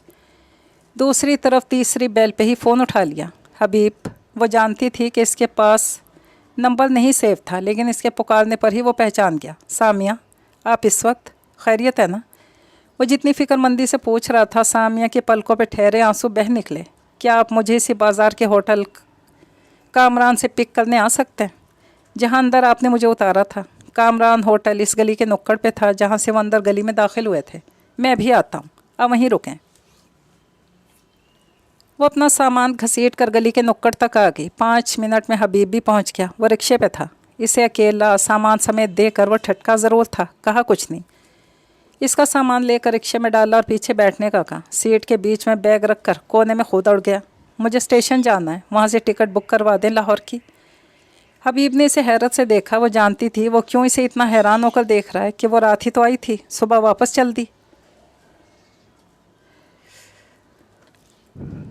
मैं वजह तो नहीं जानता कि इतनी जल्दी आपने क्यों वापसी का इरादा कर लिया, लेकिन बस ये चाहता हूँ कि मुझे मेज़बानी का मौका देंगी तो खुशी होगी।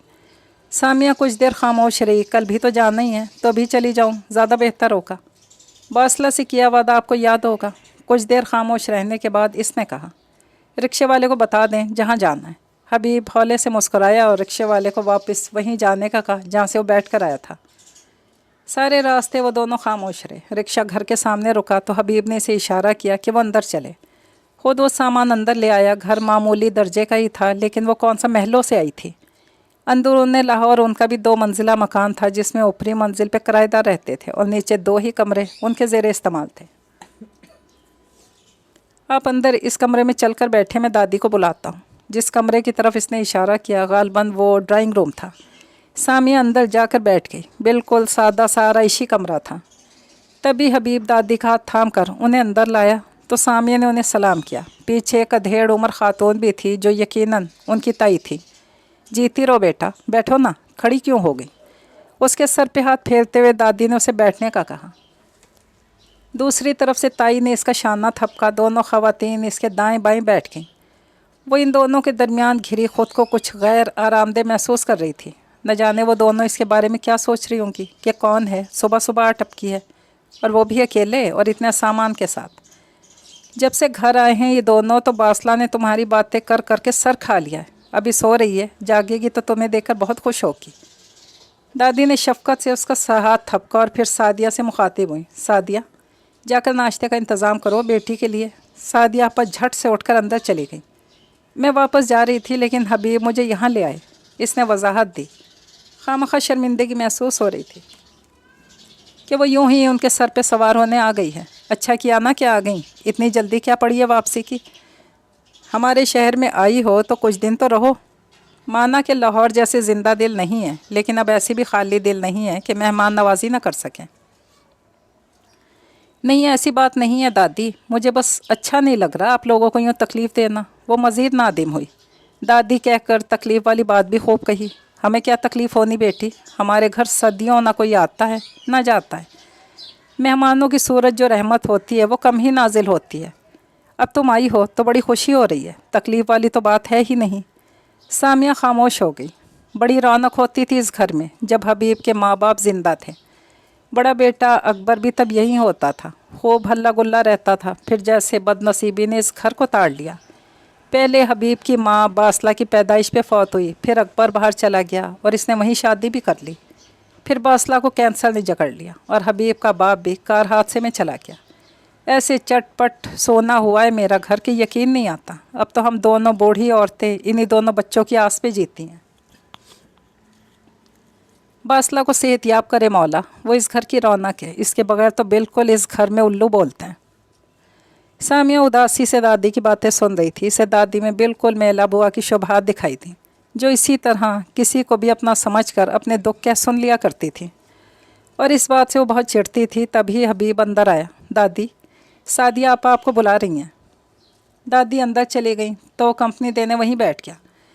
دادی اور سعدیہ آپا بالکل بھی ایسی خواتین نہیں ہیں کہ آپ کے آنے سے کچھ بھی سوچیں، اس لیے کسی کو بھی کوئی ایسی وضاحت دینے کی آپ کو ضرورت نہیں ہے۔ ہم لوگ بہت خوش ہوتے ہیں اگر کوئی بھولا بھٹکا ہمارے گھر چلائے تو۔ شاید وہ باہر سے اس کی بات سن چکا تھا، اسی لیے کہہ رہا تھا۔ آپ سوچ رہے ہوں گے کہ ایسی کیا افتاد آ گئی کہ میں آج ہی واپس جا رہی تھی۔ سوچ تو میں سچ میں یہی رہا تھا۔ وہ ہولے سے مسکرایا۔ سامیہ کو اس کے اس قدر صاف کو ہونا اچھا لگا۔ جن سے اب ملنے گئی تھی ان کے دل اور گھر میں جگہ کم تھی تو واپسی کا ارادہ کر لیا۔ چلیں، ہمارے دل اور گھر میں بہت جگہ ہے، آپ بے فکر ہو کر رہ سکتی ہیں۔ اس کی بات پہ بس وہ اسے دیکھ کر رہ گئی، جو معذرت کر کے اٹھ کر باہر چلا گیا تھا۔ کچھ دیر بعد وہ اندر آیا تو اس کے ہاتھ میں ایک بڑا تھال تھا۔ یہ چکھیں، دادی کے ہاتھ کا بنا پیٹھے کا حلوہ چائے کے ساتھ۔ جب تک کھانا آتا ہے آپ اس پہ اکتفا کریں، کیونکہ یقیناً آپ نے کافی دیر سے کچھ نہیں کھایا اور چائے کے بغیر آپ کا پورا گھنٹہ گزر چکا ہے۔ اس کی بات پہ وہ بے ساختہ مسکرا اٹھی۔ چائے سے یاد آیا، اپنا تھرماس تو میں وہیں چھوڑ آئی۔ اسے ایک دم احساس ہوا کہ اس کے سامان میں کسی چیز کی کمی تھی تو وہ تھرماس تھا۔ اب ایک تھرماس کے لیے واپس کیا جانا، اور لے لیں گے۔ فی الحال آپ یہ کھانا شروع کریں۔ وہ اسے خود سے پلیٹ میں ڈال کر دینے لگا۔ پہلا چمچہ چکھتے ہی سامیہ کے منہ سے نکلا، واہ، دادی تو میلا بوا سے بھی زبردست کھانا بناتی ہیں۔ چائے کی چسکی بھری تو جیسے رات بھر جاگنے کی تھکن جاتی رہی۔ دادی کے سامنے مت کہہ دیجیے گا، اس عمر میں ان سے کام نہیں کروانا چاہیے آپ لوگوں کو۔ حلوے کا چمچہ منہ میں بھرتے ہوئے اس نے کہا۔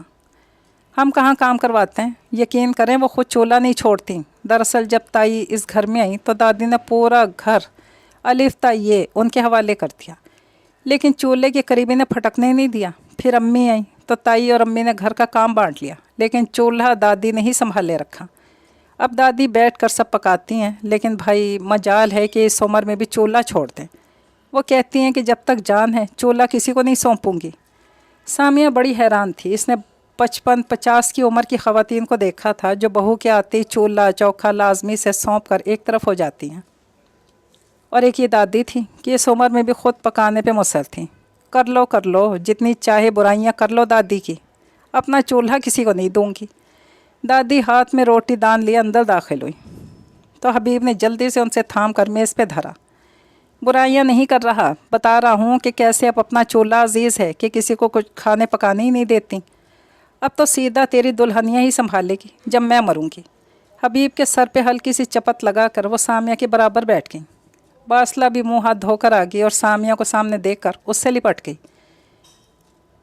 آبا، اب آپ جو بھی کہیں میں آپ ہی کے ساتھ فن کروں گی، بلکہ آپ ہمیں آج شام کو مونال کیوں نہیں لے جاتے؟ آپ ہی کے شہر میں جو کچھ بھی ہو مونال نہیں ہو سکتا۔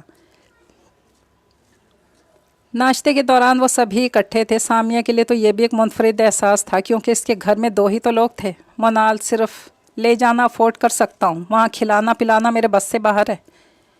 اس کی کچھ مہینے پہلی نوکری ہوئی تھی، وہ بھی اکثر باصلہ کے علاج کی خاطر چھٹی لینے پہ کوئی بہت اچھی نہیں جا رہی تھی۔ باس اس کی ہر مہینے کی گئی چھٹیوں سے تنگ تھے، لیکن اس دن اتوار تھا تو یوں بھی آفس سے آف ہی تھا۔ چائے تو پی جا سکتی ہے نا؟ باصلہ کی بات پہ حبیب اور سامیہ کی نظریں ملی اور وہ مسکرا دیے۔ بالکل، چائے پی جا سکتی ہے۔ تو پھر پلان پکا ہے، میں شام کے لیے ریڈی ہو جاؤں ابھی سے؟ منال جانے کے لیے پارلر جانے کی ضرورت نہیں ہے۔ سعدیہ آپا کی بات پہ سب کھلکھلا اٹھے۔ او ہو، پھر بھی بہت تیاری ہوتی ہے۔ بیٹی، ناشتہ ٹھیک لگا؟ دادی نے سامیہ سے پوچھا تو وہ کہے بنا رہ نہیں سکی۔ بہت بہترین دادی، اتنا مزیدار ناشتہ میں نے کبھی نہیں کیا۔ کچھ رات کو کھانا نہ کھانے کا اثر تھا، کچھ دادی نے ناشتہ بنایا بھی مزیدار تھا کہ وہ 2 پراٹھے کھا گئی تھی۔ میرے خیال سے بیٹی کو آرام کرنے دینا چاہیے، کل سارا دن سفر کرتی رہی ہے، تھکی ہوئی ہوگی۔ سعدیہ آپا ناشتے کے برتن اٹھا کر اندر لے گئیں تو دادی نے اٹھتے ہوئے کہا، کیسے پیارے لوگ تھے کہ اس کے آنے پہ کسی قسم کی تکلیف میں پڑے، نہ ہی اس سے کوئی سوال کیا کہ وہ کیوں یوں ان کی طرف ٹھہر رہی ہے۔ اس کا گھر بار کہاں ہے، کون ہے، اور لہجے، انداز مہمانی ایسے مخلص ہی چھلکاتے تھے کہ وہیں لگے بیڈ پر سوتے ہوئے سامیہ نے سوچا اور نیند میں چلی گئی۔ گو رات بھر جاگتی گزری تھی، پیٹ بھرا تو نیند بھی فوراً آ گئی۔ آنکھ کھولی تو دوپہر کا 1 بج رہا تھا۔ دروازہ کھول کر خود ہی باہر چلی آئی۔ صحن میں دھوپ اچھی آ رہی تھی اور باصلہ نہا کر دھوپ میں بیٹھی تھی۔ آؤ بیٹی، دھوپ لگوا لو، سردیوں کے دھوپ میں بڑا سکون ہے۔ دادی نے چارپائی پہ اس کے لیے جگہ بنائی۔ نہانا چاہتی ہو تو پانی گرم ہے۔ سعدیہ آپا بھی کسی کمرے سے صحن میں چلی آئیں۔ اس نے سر ہلایا اور نہانے چلی گئی۔ واپس لوٹی تو حبیب بھی دھوپ میں بیٹھا مونگ پھلی چھیل چھیل کر باصلہ کو دے رہا تھا۔ وہ وہیں چارپائی کے ایک کونے میں بیٹھ گئی۔ حبیب نے اس کی طرف بھی مونگ پھلیاں بڑھائیں تو وہ بھی چھیل چھیل کر کھانے لگی۔ سعدیہ آپا کینو لے آئیں۔ ابھی تھوڑے ترش تھے لیکن اسے وہ بھی دھوپ میں بیٹھ کر کھانے کا مزہ آ رہا تھا۔ انسان کے پاس مخلص رشتے ہوں تو مشکلات میں بھی زندگی اچھی لگتی ہے، لیکن اگر رشتے مخلص نہ ہوں تو زندگی سے بڑا کوئی عذاب نہیں ہے۔ ان چاروں کو ہنستے مسکراتے ہوئے دیکھ کر سوچا جو اپنی اپنی جگہ اپنے درد سہ رہے تھے لیکن ایک دوسرے کا سہارا تھے۔ چلیں اب تیاری کرتے ہیں منال جانے کی۔ باصلہ کو یکدم یاد آیا کہ ان کے درمیان صبح کچھ طے پایا تھا۔ حبیب مسکراتے ہوئے اٹھ گیا تو سامیہ کو بھی اٹھنا پڑا۔ انہیں نکلتے نکلتے دوپہر کے 2:30 بج گئے۔ اسلام آباد کی پیاری دھوپ اور سرسبز درخت وہ پہلی بار دیکھ رہی تھی۔ صحیح کہتے ہیں لوگ کہ دنیا کی چند حسین دارالحکومت میں سے ایک ہمارے ملک کا ہے۔ مارگلا کی پہاڑیوں پہ گاڑی مڑتی چلی گئی اور وہ جیسے ان پہاڑوں میں کھو گئی جہاں نیچے حسین شہر کی سفید فیصل مسجد دکھائی دے رہی تھی۔ اوپر پہنچ کر انہوں نے گرل کے ساتھ والی ٹیبل لی تاکہ سامیہ نیچے دیکھ سکے۔ حبیب نے سامیہ کی ہی فرمائش پہ چائے اور فرائز آرڈر کیے۔ باصلہ کو کوئی بچی مل گئی تھی جس کے ساتھ وہ جا کر بیٹھ گئی۔ ٹیبل پہ وہ دونوں اکیلے تھے۔ اگر آج میں چلی جاتی تو بہت کچھ مس کر دیتی، یہ خوبصورت جگہ، یہ منظر، آپ کے گھر والوں کی محبت اور ایک یادگار دن۔ ہنوز منظر میں کھوئے کھوئے کہہ رہی تھی، چلیں پھر کریڈٹ تو میرا بنتا ہے کیونکہ میں آپ کو نہ روکتا تو آپ تو اب تک لاہور پہنچ چکی ہوتی۔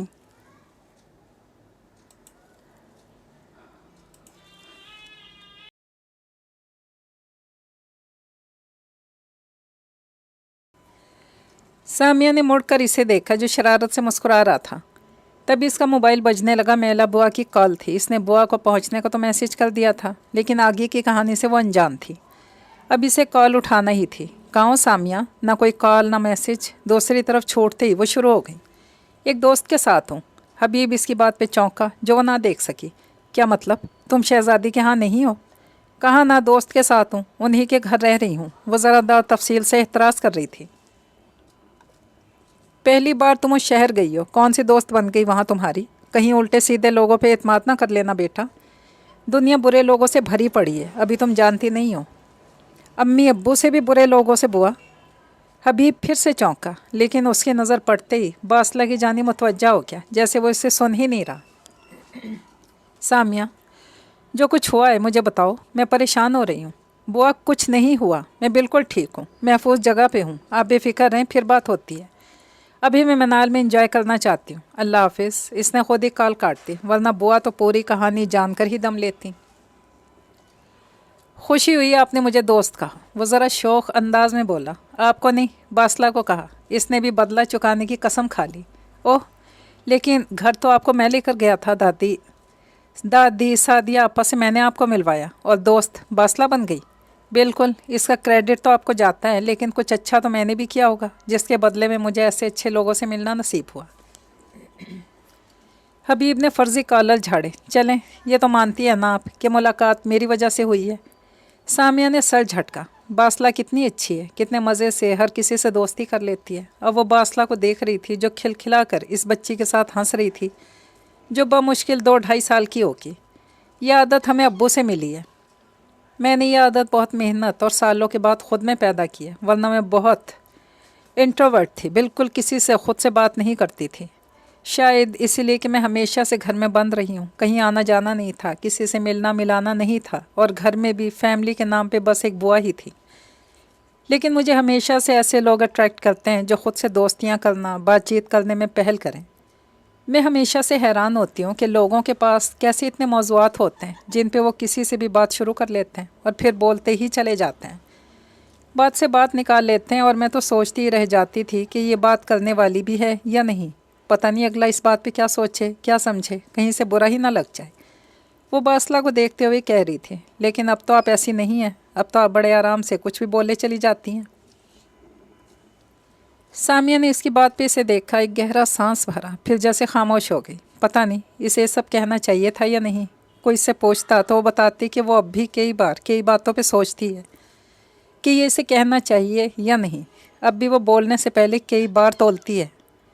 एक साइकोलॉजिस्ट से साल सेशन लिए थे, तब जाकर सीखा। हबीब ने कुछ हैरत से इसे देखा। क्या इतनी बड़ी बात थी जिस पे लोग सेशन लिए जाते? मेरी ज़िंदगी में बहुत से इश्यूज़ थे, सिर्फ यही इशू नहीं था। मैं आम बच्चों जैसी नहीं थी, इसीलिए मैला बुआ ने इलाज के लिए मुझे साइकोलॉजिस्ट के पास ले जाना शुरू कर दिया, जिसके बाद मैंने बहुत कुछ सीखा और बहुत कुछ ऐसा था जो नहीं भी सीख पाई। और आपके पेरेंट्स, वो पूछना नहीं चाहता था, लेकिन सच था कि वो इसके बारे में जानना चाहता था, पता नहीं क्यों। लेकिन एक तजस्सुस था सामिया को लेकर जो वो दूर करना चाहता था। वो अपनी ज़िंदगी में मगन है, वो बस मुस्कुरा कर रह गई। ये एक ऐसा मौजू था जिस पे बात करना दुनिया का मुश्किल तरीन काम था। ये इसकी बदनसीबी की दास्तान थी जो वो अपने मुंह से सुनाना नहीं चाहती थी। वालिदैन और औलाद एक दूसरे का सबसे कीमती ख़जाना होते हैं। अगर वही इंसान की तबाहली का मूजिब हो तो इससे बदकिस्मत इंसान शायद ही कोई हो। मैं बासला जितनी बहादुर नहीं हूँ जो अपनी इतनी मोज़ी बीमारी का जिक्र इतनी बहादुरी से करती है कि इस पर रश्क होता है। मैं बहुत बुज़दिल हूँ, अपनी तकलीफ़ कह देना मुझे बहुत तकलीफ़ देता है। अपनी उंगलियाँ चटखाते, नज़रें झुकाए, इसने सच बयान किया था। इंसान को इतना बहादुर होना चाहिए कि अपनी ज़िंदगी की कमियों पे बात करते हुए इसकी ज़ुबान न लड़खड़ाए। ज़िंदगी के मसाइब व तकालीफ़ का होना कोई शर्मिंदगी की बात नहीं हुआ करती कि इंसान इसकी वजह से किसी से नज़रें ना मिला सके। किसी की ज़िंदगी मसाइल का शिकार है, रिश्तों की बेरुखी है, बीमारी है, तंगी परेशानी है, बेरोज़गारी है, तो इसमें इंसान का क्या कसूर हुआ? भला कि वो लोगों से मुँह छुपाता फिरे या बेइज्जती महसूस करे। इंसान के अपने बस में होता तो वो ज़िंदगी को गुलजार बना देता। जो चीज़ें इख्तियार में ना हो उन पे क्यों नादिम हुआ जाए, क्यों दूसरों से छुपाया जाए? मेरी कभी समझ में नहीं आया। हमने ये बात नहीं सीखी। बासला इसीलिए खुलकर बात करती है अपनी बीमारी पे, क्योंकि हम में से किसी ने इस बीमारी को भी गाली नहीं बनाया जो मुँह से नहीं निकालनी चाहिए। जब भी बात हुई बीमारी से लड़ने की बात हुई, मुकाबला करने की बात हुई, और मुकाबला करने वाले खिलाड़ी जांबाज होते हैं, नादिम नहीं। अपनी ज़िंदगी की कमियों और मुश्किलात को ऑन करना चाहिए। सामिया तो है ही, हम इनसे लड़ने की हिम्मत पैदा कर सकते हैं। अगर हम इनसे कबूतर की तरह आंखें बंद करने की कोशिश करेंगे जैसे वो हैं ही नहीं, तो इससे वो गायब तो नहीं हो जाएंगे, लेकिन हम उनसे लड़ने की हिम्मत भी अंदर पैदा नहीं कर सकेंगे। सामिया ने नज़रें उठाकर इसे देखा। इसका अंदाज़ और नज़रें बिल्कुल बेरिया और सादा थी। इनमें कहीं कुछ ऐसा नहीं था कि वो इससे नज़रें मिलाने के बजाय नज़रें चुराती। मैं यहाँ जिनसे मिलने आई थी वो मेरी अम्मी हैं। वो खामोश रहा। इसने कोई रद्द अमल नहीं दिया, ना ही पूछा कि अगर वो अम्मी से मिलने आई ही थी तो एक रात में ही क्यों जा रही है। 22 साल बाद मैं उनसे मिली हूँ। 22 साल बाद उन्होंने मेरी शक्ल देखी है। मैला बुआ ने मुझे बहुत रोका था कि मैं अम्मी से मिलने ना जाऊँ, लेकिन मैं बज़िद थी। वो मुझे तकलीफ़ नहीं देना चाहती थी, लेकिन ये काम मैंने अपने साथ खुद किया। हबीब मेज़ पर रखी नमकदानी से खेलने लगा, लेकिन वो पूरी तरह इसकी जानिब मुतवज्जा था। वो बस इसे ऐसा तासुर देना चाहता था कि वो बिना रुके जो कहना चाहती है वो कह दे। لیکن امی کو ذرا خوشی نہیں ہوئی میرے ان کے گھر جانے سے، وہ الٹا پریشان ہو گئیں۔ انہیں اپنی ہستی بستی زندگی میری وجہ سے خطرے میں دکھائی دینے لگی، اسی لیے مجھے اپنے پاس رکھنے کے حق میں نہیں تھی۔ اب جو رکھنے کے حق میں نہ ہو تو وہاں کیسے زبردستی رکا جا سکتا ہے؟ جو صاف صاف کہہ دے کہ یہاں سے چلی جاؤ تو پھر انسان ڈھیٹ بن کر وہاں کیسے رک سکتا ہے؟ مجھ سے نہیں رکا گیا، مجھ سے ڈھیٹ بھی نہیں بنا کیا۔ میرا دل ایسا سخت نہیں ہے جو کوئی زخم دے تو وہ ٹوٹے بھی نہ۔ انہوں نے جو کہا اس نے میرا دل توڑا، مجھے توڑا، اسی لیے میں نے صبح ہوتے ہی وہاں سے نکل جانا بہتر سمجھا۔ پھر وہ خاموش ہو گئی۔ آپ نے ٹھیک کیا، آپ کو یہی کرنا چاہیے تھا۔ جن دلوں میں گھروں میں ہمارے لیے جگہ نہ ہو وہاں زبردستی کا مکین بننے کی کوشش کرنا اپنی عزت نفس کو پامال کرنا ہے، اور یہ ایک ایسی چیز ہے جس کا ہمیں بہت خیال رکھنا چاہیے۔ سمجھنے کے لیے تھینک یو۔ اس کی بات سے جیسے اسے حوصلہ ہوا تھا۔ اتنے میں چائے اور فرائز آ گئے تھے۔ باسلہ بھی ان کے میز پر آ کر بیٹھ گئی۔ وہ چائے نہیں پیتی تھی لیکن اسے فرائز پسند تھے جو وہ شوق سے کھا رہی تھی۔ چائے پی کر بھی سامیہ کا دل نہیں بھرا۔ وہ یہاں سے اٹھے لیکن حبیب نے گاڑی بک کروائی ہوئی تھی جو پارکنگ میں موجود تھی، اسی لیے وہ زیادہ دیر تک رک نہیں سکتے تھے۔ ویسے بھی مغرب ہونے ہی والی تھی، سو انہیں لوٹنا پڑا۔ اتوار ہونے کی وجہ سے رستے میں رش اتنا تھا کہ گھر پہنچتے پہنچتے عشاء بھی ہو گئی۔ رات کا کھانا ان کے گھر میں ٹھیک عشاء کی نماز کے بعد چن دیا جاتا تھا۔ دادی نے اس کی وجہ سے کھانے پہ خاص اہتمام کیا تھا۔ بریانی اور ساتھ سلاد، رائتا اور شامی کباب تھے۔ سعدیہ آپا نے تھوڑا بہت ان کی مدد ہی کی تھی۔ حبیب قریبی بازار سے کولڈ ڈرنک بھی پکڑ لایا تھا۔ ہمارے ہاں کھانا جب اسپیشل بنے تو چاہے سردیاں ہوں یا گرمیاں کولڈ ڈرنک لازمی پی جاتی ہے۔ سعدیہ آپا مسکرائیں۔ اور یہ بھی بتایا کریں نا کہ آپ لوگ پیتے ہیں اور میں منہ دیکھتی ہوں۔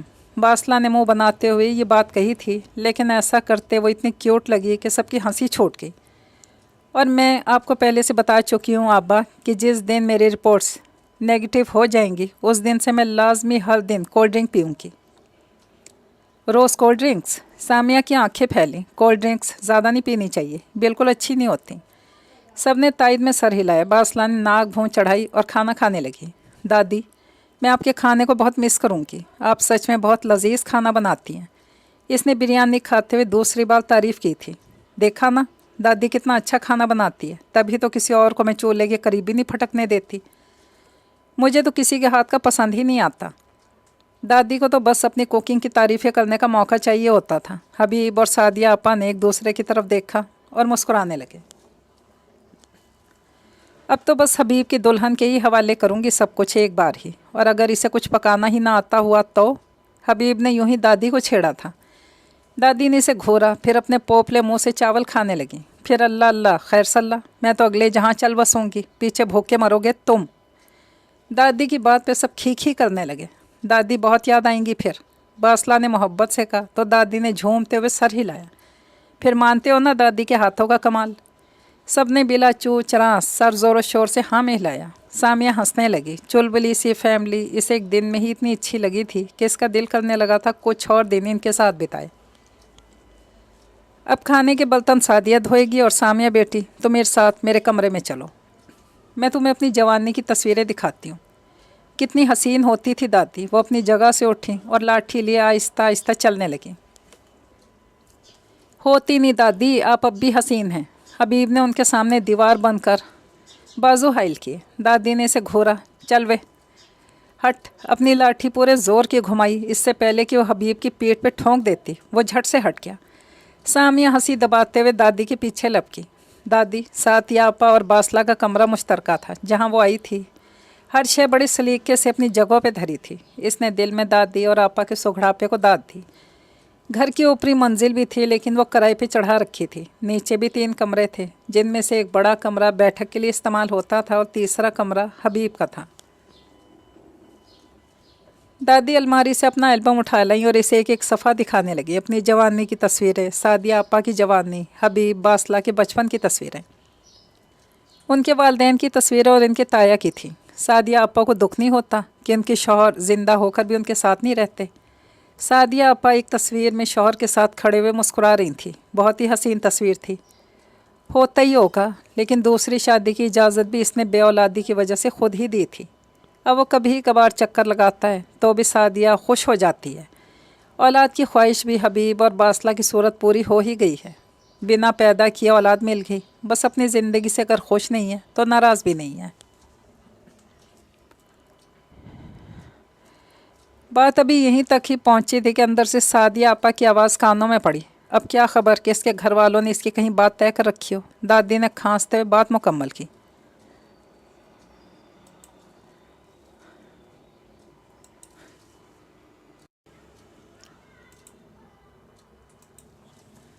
आप सब लोग बहुत हौसले वाले हैं, बहुत बहादुर हैं। इतनी मस्बत सोच कैसे आप सबकी, पूछे बिना रह नहीं सकी। ये तो मुझे नहीं पता बेटी, लेकिन हमेशा से हम सब ने एक दूसरे को ज़िंदगी का मस्बत पहलू ही देखने की तलकीन की है और हम सब अमल भी करते हैं। क्या तलकीन करने से सब हो जाता है? माहौल भी चाहिए होता है बेटी, जो बड़े बनाते हैं और बच्चे इसमें ढलते हैं। अल्लाह बख्शे हबीब के दादा में घर के माहौल को सबके लिए अच्छा बनाने की बड़ी सलाहियत थी। वो कभी भी मायूसी की बातें नहीं करते थे, चाहे हालात कुछ भी हों, और हमेशा उम्मीद देने की कोशिश करते। मैंने इनसे ये सब सीखा, मेरे बच्चों और बहुओं ने मुझसे और इनके बच्चों ने भी। दादी ने बात मौक़िफ़ की और सामिया को देखा, फिर शरारत से मुस्कुराई। उन्होंने भी मुझसे ही सीखा। दोनों खुलकर हंसती। अब तक मैं जिस जिस दादी से भी मिली हूँ, आप सबसे स्वीट हैं। शुगर नहीं है ना मुझे, इसीलिए। दादी ने एल्बम रख दिया। तुम अब आराम करो, थक गई होगी, सुबह धूप में बैठकर तफसील से बाकी किस्से सुनाऊंगी। इतने में सादिया आपा कोयलों की अंगीठी ले आई और कमरे के वस्त में रख दी। ये क्या, आप लोग आजकल के दौर में भी कोयले जलाते हैं? इसने मैला बुआ से सुना था कि जब वो छोटी थी और दादी जिंदा थी तो वो लोग कोयलों पे खाना पकाते थे और इसी से कमरे गर्म करते थे। अब गैस ना आए तो क्या करें, हमने तो हीटर लपेट दिए बेटी। दादी अपने लिहाफ में दुबक गई। सादिया आपा ने अंगीठी उनके पास रख दी। आज बासला तुम्हारे साथ सोने की ज़िद कर रही है हबीब से, इसे मना कर दो जब वो तुमसे इजाज़त ले तो। सादिया आपा ने इसे थोड़ा आहिस्ता आवाज़ में बताया कि ये ना हो बासला तक आवाज़ चली जाए। सोना चाहती है तो सोने दे, इसमें क्या हर्ज है। इसकी तबीयत ख़राब हो गई तो कैसे संभाल लोगी? ऐसा कुछ हुआ तो आपको यह हबीब को जगा दूंगी। तुम तंग होगी बेटी। दादी ने मुंह तक लिहाफ तान लिया था और इसके अंदर से ही बोली थी, मैं बिल्कुल तंग नहीं होंगी। वो कहकर बाहर चली गई। कमरे में पहुंची तो वही बासला की ज़िद चल रही थी और हबीब इसके पैरों में बैठा इसे समझा रहा था। अगर वो मेरे साथ सोना चाहती है तो इसे सोने दें, आप क्यों इसे इजाज़त नहीं दे रहे? ना तो मैं तंग होंगी और ना ही ये मुझे तंग करेगी। अगर इसकी तबीयत ठीक ना हुई तो आपको जगा दूंगी। मेरा नहीं ख्याल कि आपको अब कोई एतराज़ होना चाहिए। हबीब उठ गया। ठीक है जी, मैं अब क्या कहूँ। बासला खुशी से याहू कहती हुई सामिया से लिपट गई, लेकिन नो मस्ती। हबीब जाने से पहले तलकीन करना नहीं भूला। बासला ने अच्छे बच्चों की तरह सर हिला दिया। ओह, मेरा मोबाइल शायद दादी के कमरे में रह गया। वो लेटने लगी तो ख्याल आया, वहीं से पलटी। अच्छी बच्ची है अम्मा, घर में कोई बाहर का ठहरा हुआ है, महसूस ही नहीं होने दिया। इससे अच्छी बच्ची हमें कहाँ हबीब के लिए मिलेगी। बाहर दरवाजे में पहुंची तो अंदर से सादिया आपे की आवाज़ कानों में पड़ी। अब क्या खबर कि इसके घर वालों ने इसकी कहीं बात तय कर रखी हो। दादी ने खांसते हुए बात मुकम्मल की। आप कहें तो बात करूं? अभी नहीं, मैं ख़ुद कर लूँगी। कुछ देर सामिया वहीं खड़ी रही, फिर दरवाज़ा खटखटाया और इस पर हल्का सा दबाव दिया। वो अंदर दाखिल हुई। दोनों ख़वातीन चौंकी और एक दूसरे को देखा। वो मेरा मोबाइल रह गया यहाँ। सादिया आपा ने इधर उधर देखा तो बिस्तर के कोने में पड़ा मिला। इसे थमाया। वो हौले से मुस्कुरा कर इन्हें गुड नाइट कहकर चली आई। बासला इससे कहानी की फरमाइश कर रही थी। वो इसे कहानी सुनाने लगी तो सुनते सुनते ही सो गई। फिर दादी और सादिया आपा की बातें कानों में गूंजने लगी। इसे इनका वो सब कहना बुरा नहीं लगा था। इसे भी इस फैमिली से बहुत अपनाइत महसूस हुई थी। हमेशा से एक ऐसी मोहब्बत भरी फैमिली इसका ख्वाब रही थी। सोचती थी कि अल्लाह ने इसे अपने रिश्तों की सूरत में तो महरूम रखा, क्या ख़बर ससुराली रिश्तों की सूरत में ही ये कमी पूरी हो जाए। और अब दादी और सादिया आपा की बातें दिमाग में घूम रही थी। हबीब के बारे में सोचा तो वो एक मेहरबान और सुलझा हुआ नौजवान था, लेकिन फिर इसने अपनी सोच को झटका। हबीब की अपनी भी कोई मर्ज़ी होगी। फिर ये लोग तो इसके बारे में कुछ जानते तक नहीं थे। जान जाएंगे तो शायद अपनी राय तब्दील कर लेंगे। जैसे बुआ ने किसी एक आध जानने वाले से जब इसके रिश्ते की बात की थी तो उन्होंने यही कहकर तो बात ख़त्म की थी कि जिस लड़की के वालिदैन उसके सर पे ना हो, इससे कौन रिश्ता जोड़ेगा। वो उठी और हबीब को मैसेज किया, मैं कल वापस जाना चाहती हूँ, दोपहर की ट्रेन में टिकट करवा दें। इसने मैसेज पढ़ा या नहीं, बस जवाब नहीं दिया। सुबह नाश्ते पे सब इसी तरह इकट्ठे थे। हबीब तो नाश्ता करके कब का ऑफिस जा चुका था। किसी ने भी इससे नहीं पूछा कि वो कब तक यहाँ है। न इसके यहाँ रुकने पे किसी चेहरे पे कोई बेजारी दिखाई दी। दादी, मुझे भी पराठे बनाने सिखा दें। दादी इसकी बातें निहाल हो गई। क्यों नहीं बेटी, तुम्हें तो ज़रूर सिखाऊंगी।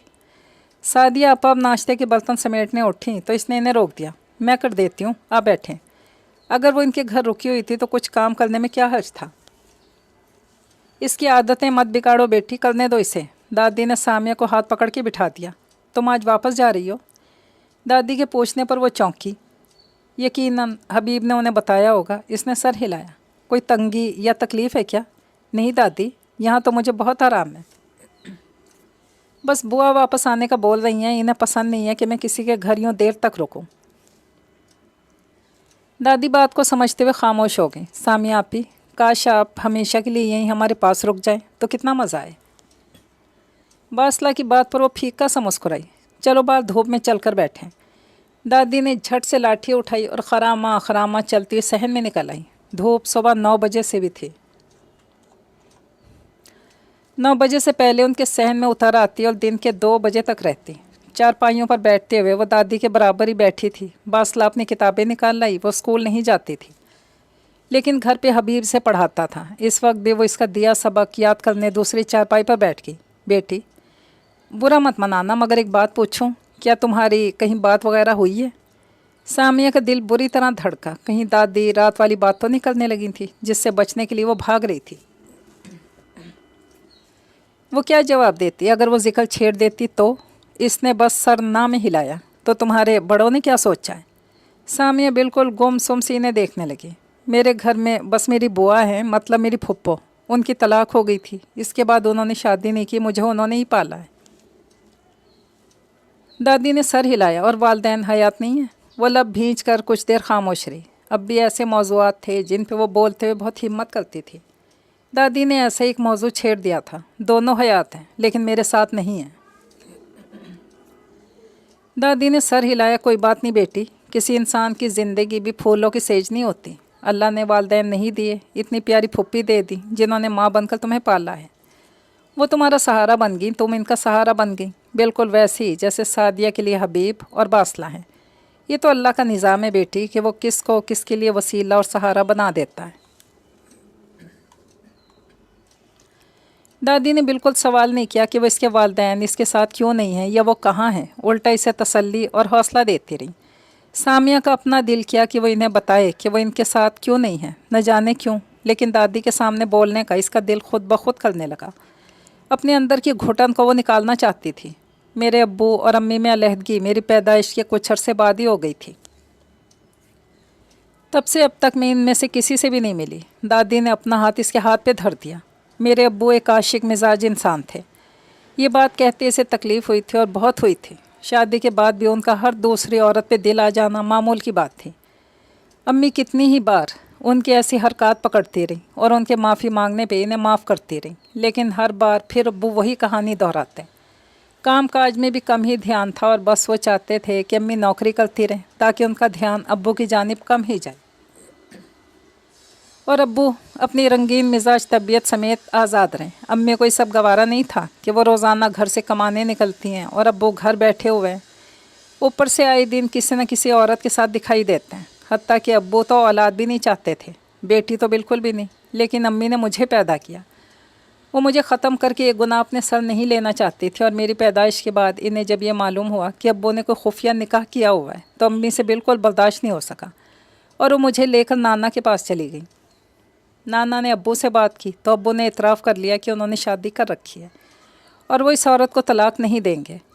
नाना ने अम्मी को वापस भेजने से इनकार कर दिया और इन पर दबाव डाला कि वो मुझे मेरे बाप के पास छोड़ आए। अम्मी ने मुझे अब्बू के पास भिजवा दिया। अब्बू तो पहले ही मेरी ज़िम्मेदारी नहीं उठाना चाहते थे। उन्होंने मलीहा बुआ को मुझे सौंप दिया और वही मुझे संभालें। नाना ने खुला का केस किया, यूँ अम्मी अब्बू की अलहदगी हो गई। नाना ने अम्मी की कहीं और शादी कर दी और अब्बू तो यूँ भी अपनी दूसरी बेगम के पास जा चुके थे। उन्होंने भी कभी मुड़कर मुझे नहीं पूछा और अम्मी भी अपनी ज़िंदगी से मेरा बाप निकाल कर मगन हो गई। यूँ एक अनचाही बच्ची की तरह सारी ज़िंदगी में अपने दादा के घर में अपनी फुप्पी के साथ रही हूँ। मेरे कोई माँ बाप नहीं है क्योंकि उन्होंने मुझे कभी औलाद नहीं समझा। आखिर तक इसकी आवाज़ भर्रा गई थी।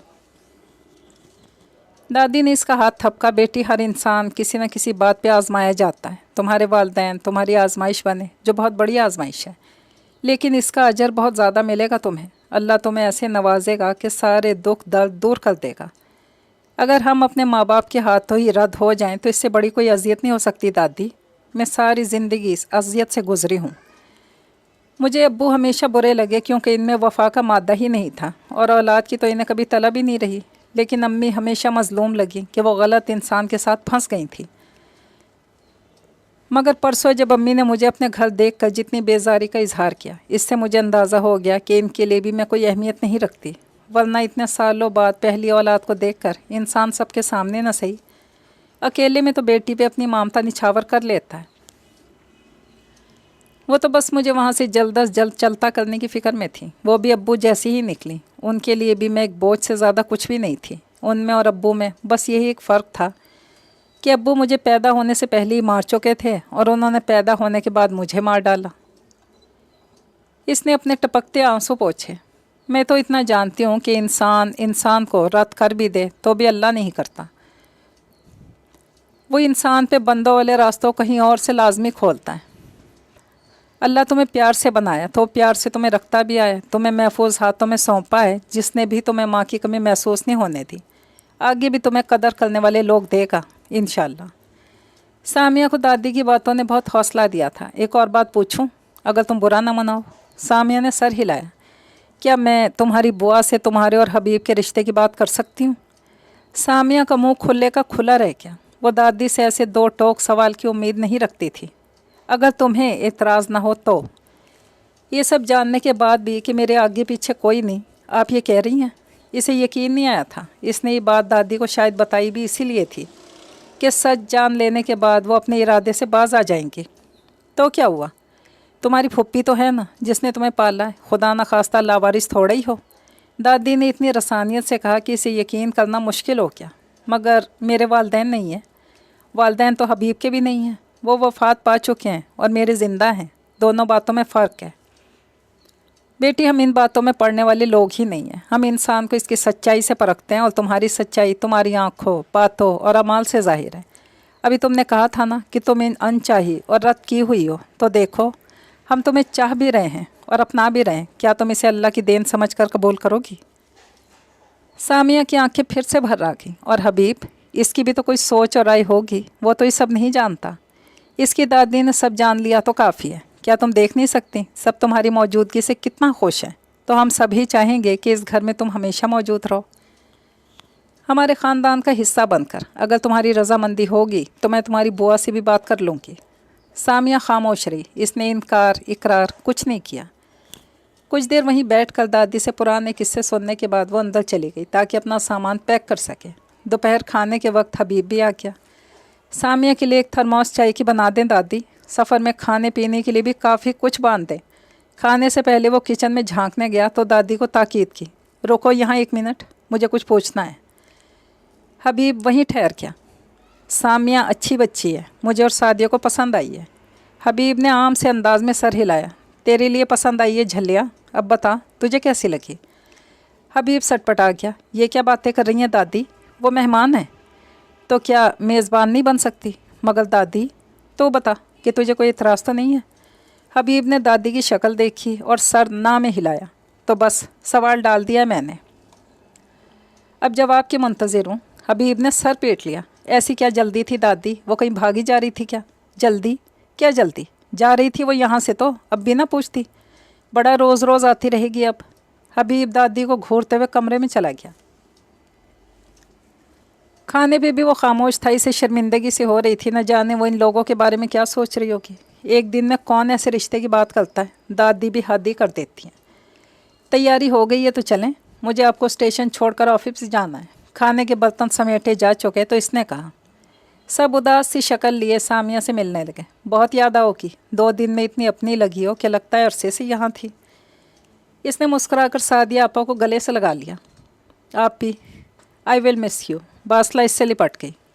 تم جلدی سے ٹھیک ہو جاؤ، پھر دوبارہ ملیں گے، اور تم جب بھی لاہور آؤ میری طرف ہی رکنا، ٹھیک ہے؟ باسلہ نے خوشی سے سر ہلا دیا۔ حبیب جا کر رکشہ لے آیا تھا، اب سامان رکھ رہا تھا۔ یہ تھرموس سے چائے کا، اور یہ میں نے کچھ چاول شامی کباب بنا دیے تھے، اس میں پاستا بھی ہے۔ ایک یہ چینیوں کے کھانے مجھ سے بہت اچھے نہیں بنتے، برا لگے تو وہیں کسی فقیر کو دے دینا۔ سامیہ مسکرا دی۔ اتنا کچھ کی کیا ضرورت تھی دادی؟ حبیب نے بتایا تھا کہ تمہیں بار بار سفر میں بھوک لگ جاتی ہے۔ سامیہ پھیکا سا مسکراتی دادی کے گلے لگی تو ان سے الگ ہونا بہت مشکل لگا۔ جیتی رہو بیٹی، میں انتظار کروں گی تمہارے جواب کا۔ وہ بس انہیں دیکھتی رہی، پھر سب کو اللہ حافظ کا اور تیزی سے رکشے میں جا کر بیٹھ گئی۔ راستے بھر حبیب دادی کے سوال کو لے کر نادم رہا، کوئی بات نہیں کر سکا، اور سامیہ دادی کے سوال کو لے کر الجھی رہی، کچھ بول نہیں سکی۔ اسٹیشن بھی جلد ہی آ گیا تھا۔ حبیب نے سارا سامان ایک کلی سے اٹھوایا اور اس کی ٹرین تک جا کر اندر رکھوا دیا۔ وہ اپنی سیٹ پہ بیٹھ گئی۔ اپنا خیال رکھیے گا اور پہنچ کر بتا دیجیے گا۔ وہ خدا حافظ کہہ کر اتر گیا۔ ابھی ٹرین چلنے میں 10 منٹ باقی تھے۔ حبیب 1 منٹ، وہ اس کے پیچھے ہی اتر آئی تھی۔ دادی نے مجھ سے ایک سوال کیا تھا، سمجھ میں نہیں آ رہا کیا کہوں۔ میں معذرت خواہ ہوں، نہ جانے انہیں کیا ہوا، وہ کبھی ایسا کرتی نہیں ہے۔ حبیب کی نظریں مزید جھک گئیں۔ اگر یہی سوال میں آپ پہ ڈالوں تو آپ کیا جواب دیں گے؟ وہ چونکا اور اسے دیکھا۔ میں پتہ نہیں کیوں، کیا اتنی بری ہوں میں؟ حبیب نے جلدی سے سر نہ میں ہلایا۔ بالکل نہیں، آپ تو بہت اچھی ہیں، لیکن شاید میں بھی اس قابل نہیں ہوں۔ نوکری ڈھنگ کی نہیں ہے، ایک بیمار بہن ہے، 3 خواتین کا ذمہ مجھ پہ ہے۔ شاید آج کل کی کوئی لڑکی ایسے لڑکے کا انتخاب نہیں کرے گی جس کی فیملی کی ساری خواتین اس لڑکے پہ اتنی ڈپینڈنٹ ہوں۔ لڑکیاں تو الگ گھر کے خواب دیکھتی ہیں جو میں پورا نہیں کر سکتا، کیونکہ اپنے گھر کا واحد کفیل میں ہوں۔ یہ کس نے کہا آپ سے کہ لڑکیاں ایسے لڑکے کو نہیں چنتی؟ جانتے ہیں، آپ کے گھر کی یہی بات تو مجھے اچھی لگی، سب کیسے ایک دوسرے سے جڑے ہوئے ہیں، ایک دوسرے کے دکھ درد میں ایک دوسرے کا سہارا ہے، کوئی کسی پہ بوجھ نہیں ہے، کوئی کسی سے دلی طور پر دول نہیں ہے۔ اتنے محبت بھرے لوگ میں نے پہلی بار دیکھے ہیں، کوئی ریا نہیں، کوئی تصنع نہیں، کوئی خود غرضی نہیں، اتنے مثبت، اتنے سیدھے سے پیارے سے لوگ تو ایک خواب تھے۔ میں نے تو کبھی ایسی زندگی کا تصور بھی نہیں کیا جو آپ لوگ جی رہے ہیں۔ ہمیشہ تنہائی اور اکیلے پن کے احساس کے ساتھ جیتی رہی ہوں۔ اب آپ کی فیملی ملی ہے تو لگتا ہے یہی تو زندگی ہے جو میں جینا چاہتی ہوں۔ مطلب کہ دادی سے کہیے گا ان کے سوال کا جواب ان کے گھر کے ہر فرد کی سوچ کی طرح مثبت ہے۔ حبیب بات کو سمجھا تو مسکرا دیا، لیکن نہ جانے میری فیملی کے بارے میں آپ جان کر کیا ری ایکشن دیں۔ مجھے نہیں جاننا سامیہ، آپ نے بتا دیا کہ آپ کے پیرنٹس ساتھ نہیں ہیں، بس یہی کافی ہے۔ زندگی کی تلخ باتوں کو یاد کر کے خود کو درد نہیں دینا چاہیے، اور نہ ہی کسی دوسرے کو۔ سامیہ تشکر سے مسکرا دی، لیکن میں کھانے پینے میں بہت چوزی ہوں، سوچ لیں ماحول کو نارمل کرنے کے لیے وہ شوق ہوا۔ اتنے بھی نہیں ہیں، دیکھ لیا میں نے ایک دن میں ہی۔ اچھا، اور کیا کیا دیکھ لیا؟ وہ ذرا شوق ہوا۔ ٹرین کی سیٹی بج گئی ہے، مس ہو بھی گئی تو کیا، پھر سے اسی گھر چلے جائیں گے جہاں سے آئے تھے۔ ابھی مجھے اپنے گھر جانا ہے۔ وہ مڑی۔ میں اپنے گھر لے چلنے کا منتظر رہوں گا۔ وہ مڑی نہیں، بس مسکرائی اور ٹرین میں سوار ہو گئی۔ یہ خوبصورت سی کہانی اپنے اختتام کو پہنچی۔ اجازت چاہتی ہوں، دعاؤں میں یاد رکھیے گا۔